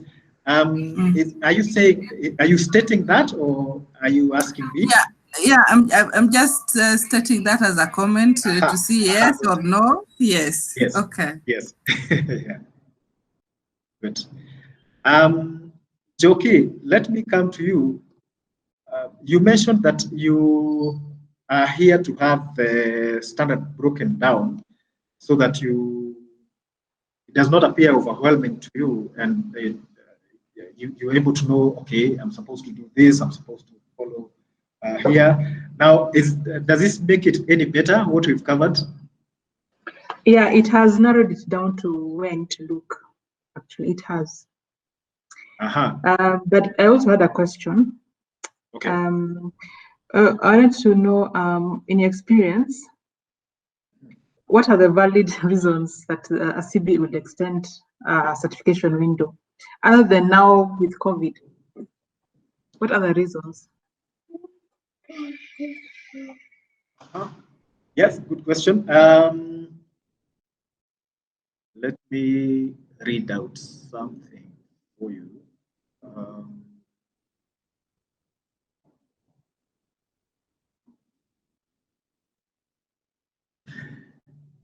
Let me read along a lengthy post here, or a lengthy statement.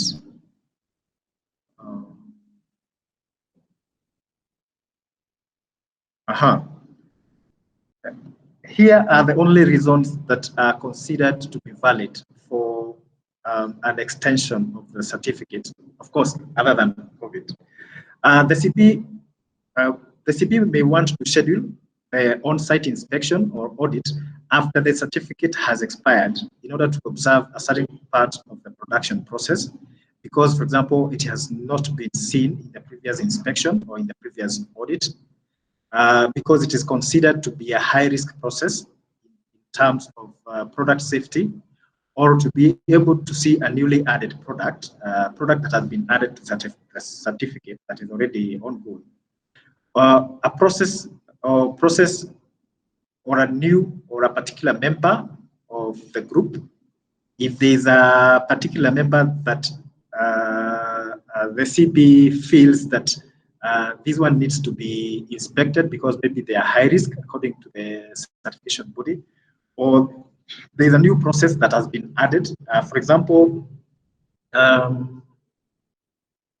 there's a product that is being harvested by a new equipment or a new machinery. The other justification is the CP needs to be able to extend some certificates because of resource constraints.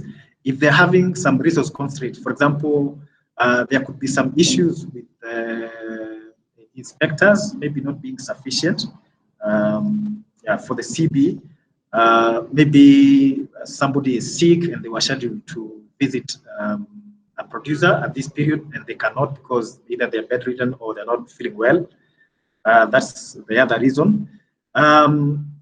Or the CB was not able to conduct the on-site inspection or audit, and the producer was not able to receive the certification body audit due to circumstances beyond their control. That's what we call force majeure, and I think COVID lies here.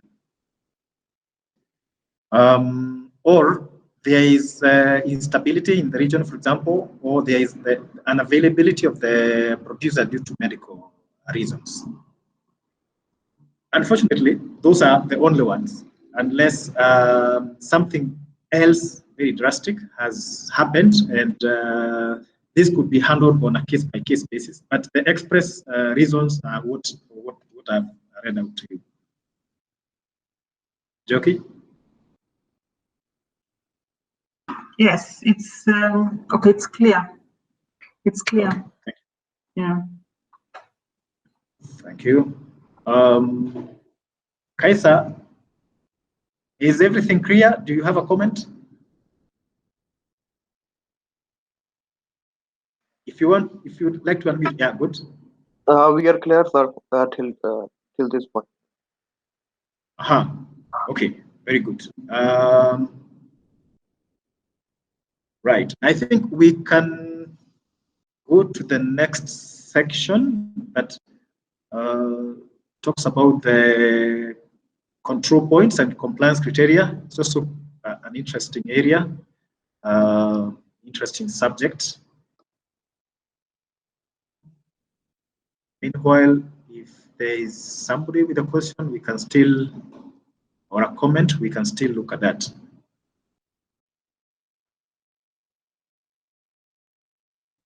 Is there anybody who is not seeing the new shared screen?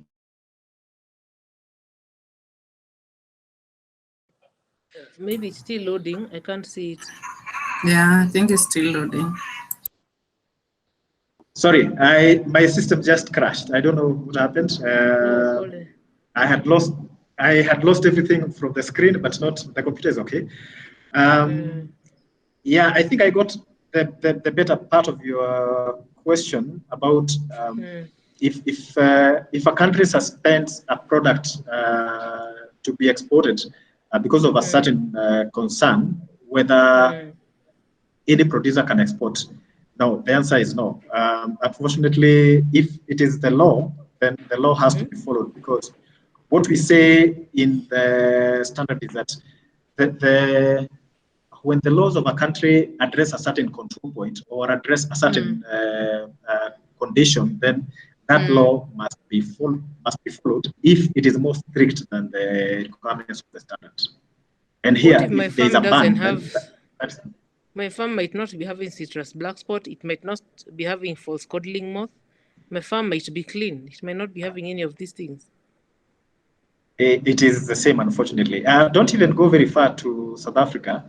I think currently Kenya is not exporting mangoes to Europe because of the same problem. And the authorities, the KEFIs, the HCD that issue the export certificates are not going to issue any export certificates. Some of these rules happen because the country wants to.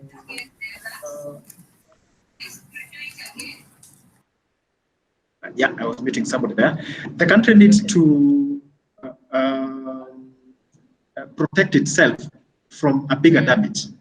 If you self-declare about an issue that has happened, then in the eyes of the international market, you appear to be more transparent, you appear to be more responsible. So maybe when the situation is under control, they're going to be allowed to export once again. So it's not something that is too harsh on the producers. It is a strategy, a stop strategy that is going to allow the producers to be able to export in future. Yeah, I can also add to that. So we have voluntary standards, which Global Gap is one of them. And then we have mandatory standards. So in this case, the mandatory standard are the phytosanitary standards. So for instance, if Kenya exporters are exporting to South Africa, and increasingly there are interceptions on false coding moth or the black spot on citrus, then the country is advised to take a number of measures so that those interceptions are not there, regardless that if the producer are Global Gap compliant and they have put on even an fair trade compliant etc. When it comes to phytosanitary standards, these are mandatory. And therefore, if increasingly these interceptions are there, then the country can say, we are not going to accept any more citrus or avocado exports from Kenya because they're putting our farmers and our production at risk, because they have been told, they have been given a warning, and this has not been the case. So then all producers, whether they have false coding moth or not, are now under this ban. And yes, it affects the other producers, but it is a problem that may have been brought by just a few, by not, heeding to the phytosanitary requirements. So it's unfortunate, but is there insurance against these things?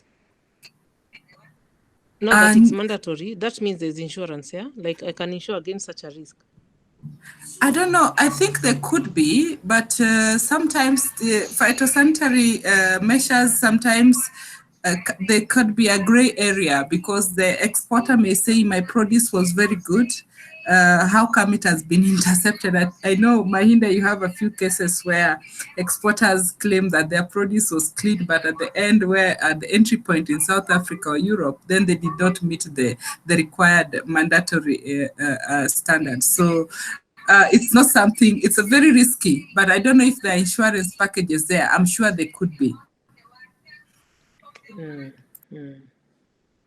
Yeah, thanks, Mary Lucy, for that clarification. About insurance, I think that's food for thought. We can all find out whether there's insurance for that. The only insurance I know that exists in Kenya, I may not be able to speak for the other countries, is oops. Can you hear me? Yes, we can hear you. Yeah, I was trying to put your resources. Yeah. Okay. Meme, you are the one presenting now. I can see you scrolling through the presentation. Let me remove the... Okay. Yeah, I was saying, I thought my system had gone down again. Sorry about that. Yeah, I was saying put it on. Okay.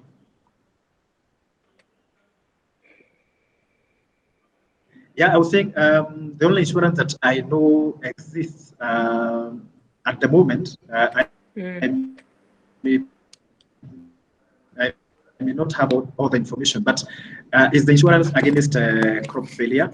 I don't know. I don't know whether in the other countries, maybe they could have insurance against laws or government restrictions. I don't know about that, but again, this for you to note that these are temporary stopgap measures, and sometimes it happens. The bans come with a band of countries. Maybe export to Europe or export to a certain country, but not generally saying that you cannot export or you cannot sell to any market anymore. And the restrictions mostly do not cover the local market, apart from some few cases of livestock standards. The issues of livestock are they address quarantine, which can happen between counties or can happen between small jurisdictions inside the country or within the country. Okay. Any other concerns? Is there anybody who is not seeing my shared screen on the new presentation on the control points and compliance criteria?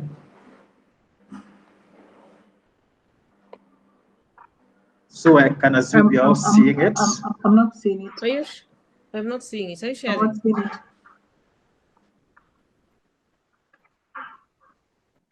Share again.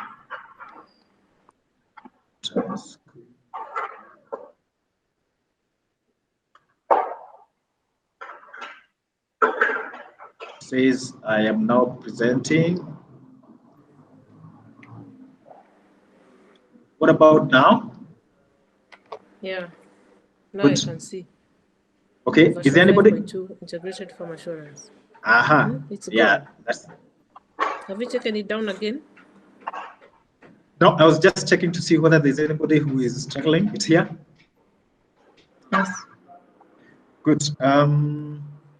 Yeah, like I was saying, we'll divide it not necessarily chronologically, but I would like us to discuss the control points in two sections. That is field practices, talking about sites, talking about planting, records,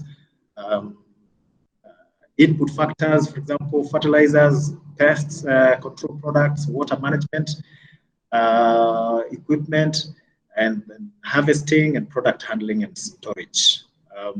Then we go to management practices. We talk about all the control points that touch on management practices. For example, the food safety policy declaration, the issues of complaints, food defense, non-conforming products. Training will also come under management practices, traceability, workers' welfare, health and safety, and conservation and waste management. That's how I would like us to approach it. So I would expect that when we are through with the day, and I'm really happy about how the discussion is going, we are very lucky to have to be very few in this session, and everybody is getting enough attention for all the concerns they may have. But I expect that we'll be able to understand all the IFA requirements, and this we'll try to give some examples, demonstrate how to comply with the control points, and I hope that we're able to achieve that by the end of the day. So the first set of control points that I would like us to look at are on about site management. Now, when you go to the GlobalG website and you go to the document section, then you can narrow down on control points and compliance criteria and be able to download that document in full. It's quite a bulky document because it gives the control points, it gives the compliance criteria, what the producer needs to do to be able to comply with that control point. And in each of the three sections, that's the all farm-based, crop-based, and fruits and vegetables. At the end of each section, there is an annex that gives a very detailed explanation of like all the major control points and their requirement for implementation. So that's why it is bulky. It has the same information as the checklist, but now it's a bit more bulky because it kind of tries to unpack all the information and guide the producer in a way that it's not ambiguous. It's in a way that the producer can refer and be able even to implement some of these things on their own. So the referencing, we start with AF because that's the first section, but then you will see another set of control points, CB, that's the crop space, and FV, like you've seen on the third one here, FV for fruits and vegetables. We've lumped them up like that because we said we first of all start with the control points that talk about the management of the site or the farm management aspects. So now the very first one I would like us to talk about is the AF 1.1. If you opened your checklist, you will find that this is the first control point, AF 1.1.1. And the requirement here is to have a reference system for each production area. Like you are seeing on the picture there, that's a site or a farm with various fields planted with various different crops. So that's what we are talking about, a production area. For example, if this is planted with canola, then it's expected that the producer will do like similar treatments on the whole of that section, but they will not do the treatment on the whole farm. So when we are talking about a production area, this is the kind of thing that we are referring to. So there needs to be a reference system saying that that section could be field A or field B or C, or it can be block A, or it can have any other reference. This reference can even be a row of crop, depending on what it is. If it's maybe 3 crops, and the producer has decided that each row should be treated maybe separately, that can as well happen. But there are as well some producers who take the whole farm, depending on what's grown there, to be a production area. For example, if the whole farm is 1 acre of beans, then that's still allowed. It still makes a lot of sense to treat it as one production area. So the requirement here is that there needs to be a physical sign or map, not both. There are many producers who do both. They have a physical sign saying this is block A or block B, and then still in the office they have a map of all the various production sites or production areas. And on top of this, there needs to be a recording system for all the production activities. There needs to be recording for land preparation, planting of seeds or seedlings, how many were planted, what's the planting density, what irrigation was put there, what fertilizers were put, or organic or inorganic, what are the management or the agronomic practices that have gone in there. So that record must be maintained. Under EF 1.2 and FV1, these ones talk about risk assessment for the site and management plan to minimize these risks. When we are bringing a new site into production, we need to satisfy ourselves that that area is suitable for production of that crop. And we do this through a risk assessment. There are many instances that are going to require a risk assessment in this standard, and this is one of them for the site. So that if an area has been used as a dumping ground, for example, or a municipal waste dump, and that activity was stopped, for example, this area cannot be used for production because there's going to be a lot of contamination. If the area was used for military practice where a lot of explosives are littering the area, then again, that could be another reason for the producer to decide that that area or that site is not suitable. So this is what we expect or we aspire that the risk assessment will come up with. And then if there is a risk that is foreseen, but then it can be addressed in a certain way, for example, something like flooding, what is the management plan for that risk.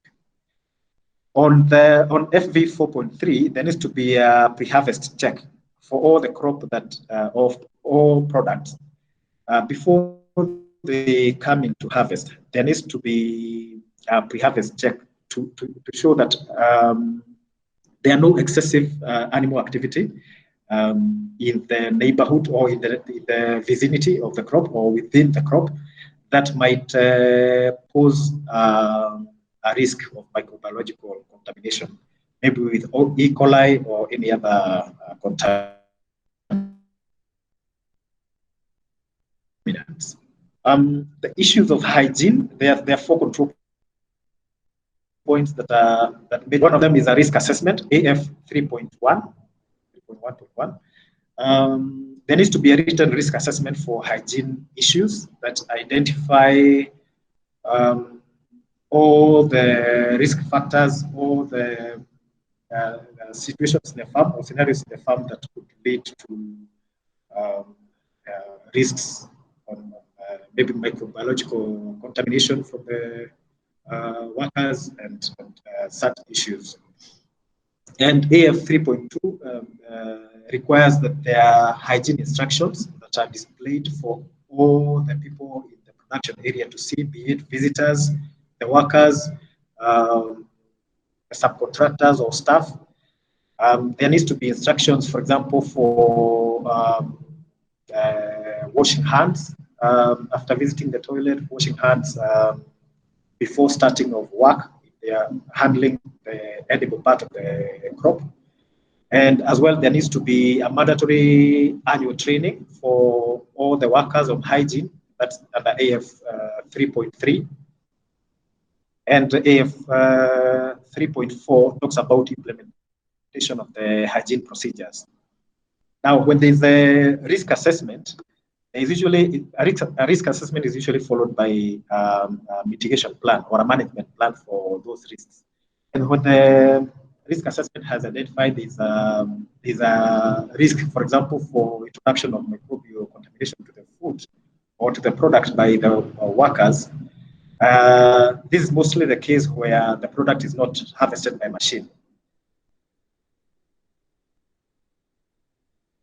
or packed by machine. So if there's that risk, then the management plan has addressed that risk through these control points. And majorly the implementation of the hygiene procedures, the washing of hands, the reporting of any sick cases to the supervisors or to the management to make sure that there is no introduction of the any hazards to the product, covering of any broken skin, or if there is a cut on the skin of maybe the harvesting staff, it needs to be covered securely so that we don't have the risk of contamination coming from that kind of an issue. On hygiene 3.2, and at a minimum, it includes some of the things shown by the pictograms on the right. I may mention something about these pictograms. We call them gap in action posters. And this gap been available to all the companies that have been approved for training producers and as farm assurers. All the approved farm assurers are given access to this.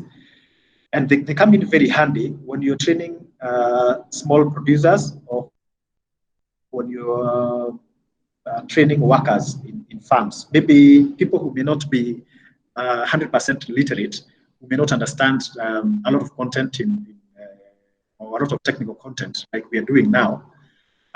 If you print this poster in in good quality or print it in color and display it when you're training them, you don't need to have these notes. If for example, you're dealing with people who are not literate.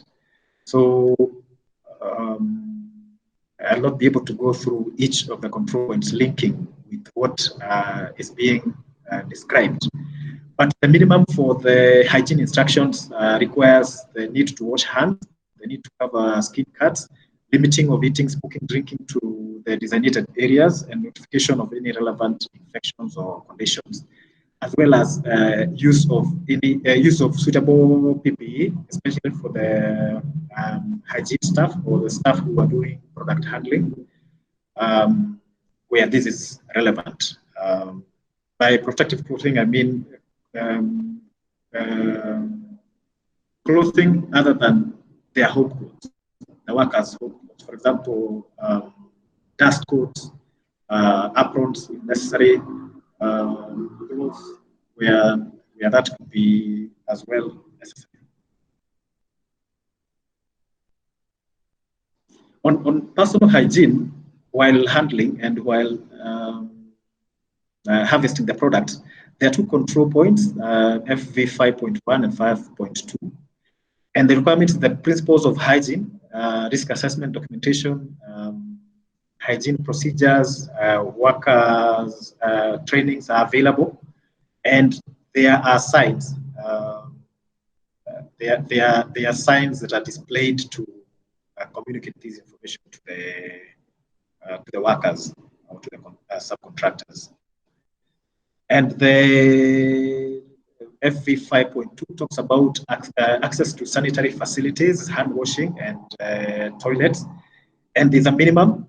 There's a guideline in this control point document. And the guideline talks about workers not having to walk more than 7 minutes to access a toilet. But this really depends on the producer and their judgment, because the toilet is there to allow people to have a safe place where they can relieve themselves without having to feel that they are wasting too much time to walk to the facility, and needs to be stocked. It needs to be available and have all the relevant supplies, running water, soap, and maybe paper towels for drying the hands. I'm seeing like it's almost 1 p.m. And before we break for lunch, I would like to invite anybody with a comment or any clarifications that you may need from me. So I think this is a good time to have that.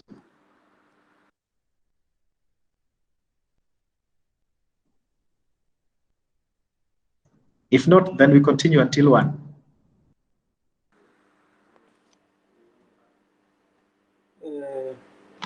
We only have 5 minutes, so I guess if there's a point we can cover, I'm happy to cover it. Okay.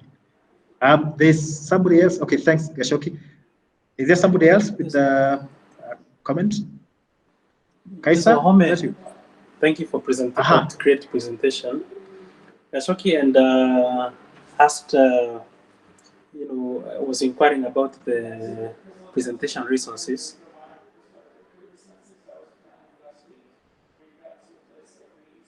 Meme, I'm not sure I am seeing the chat with that content. Remember, I was logged off. If Gashoki can. Actually, I had not chatted. I had not chatted. Okay. Yeah, it was I had just asked. Okay.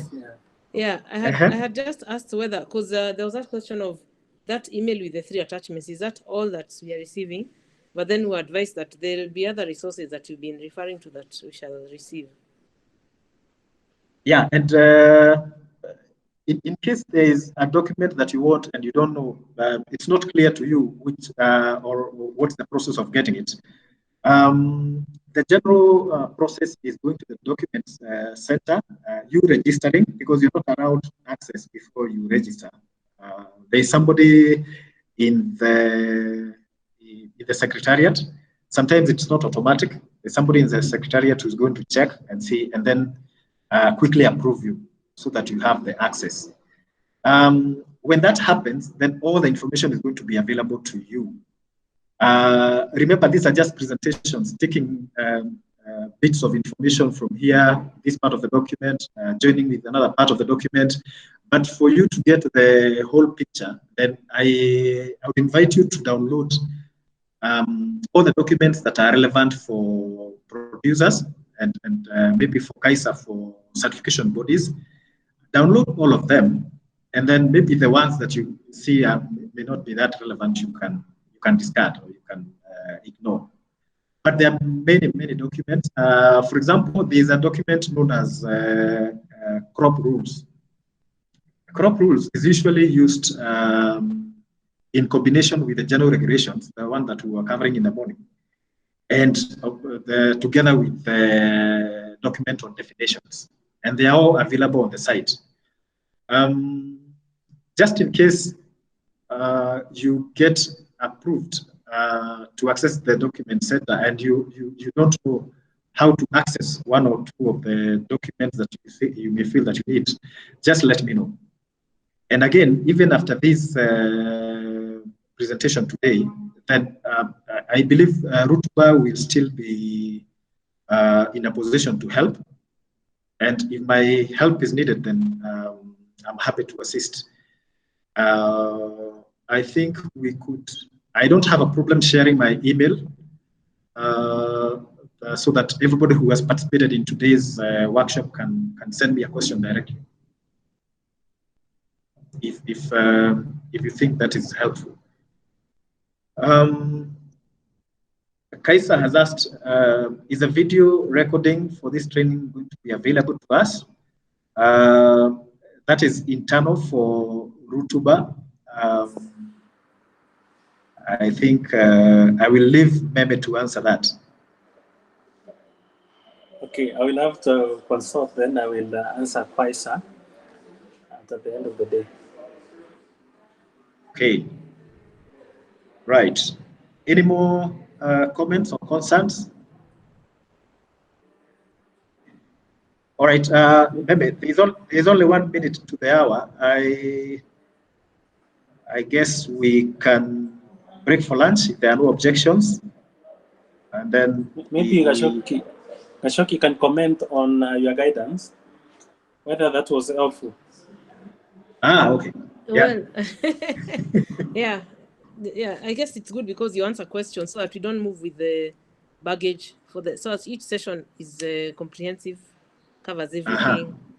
Nothing is left hanging. Yeah. That's all I was saying. Yeah. Thanks. Okay. Thank you. Thank you. Okay. Yeah, it was talking about an hour's break. I don't know whether that's comfortable with everyone.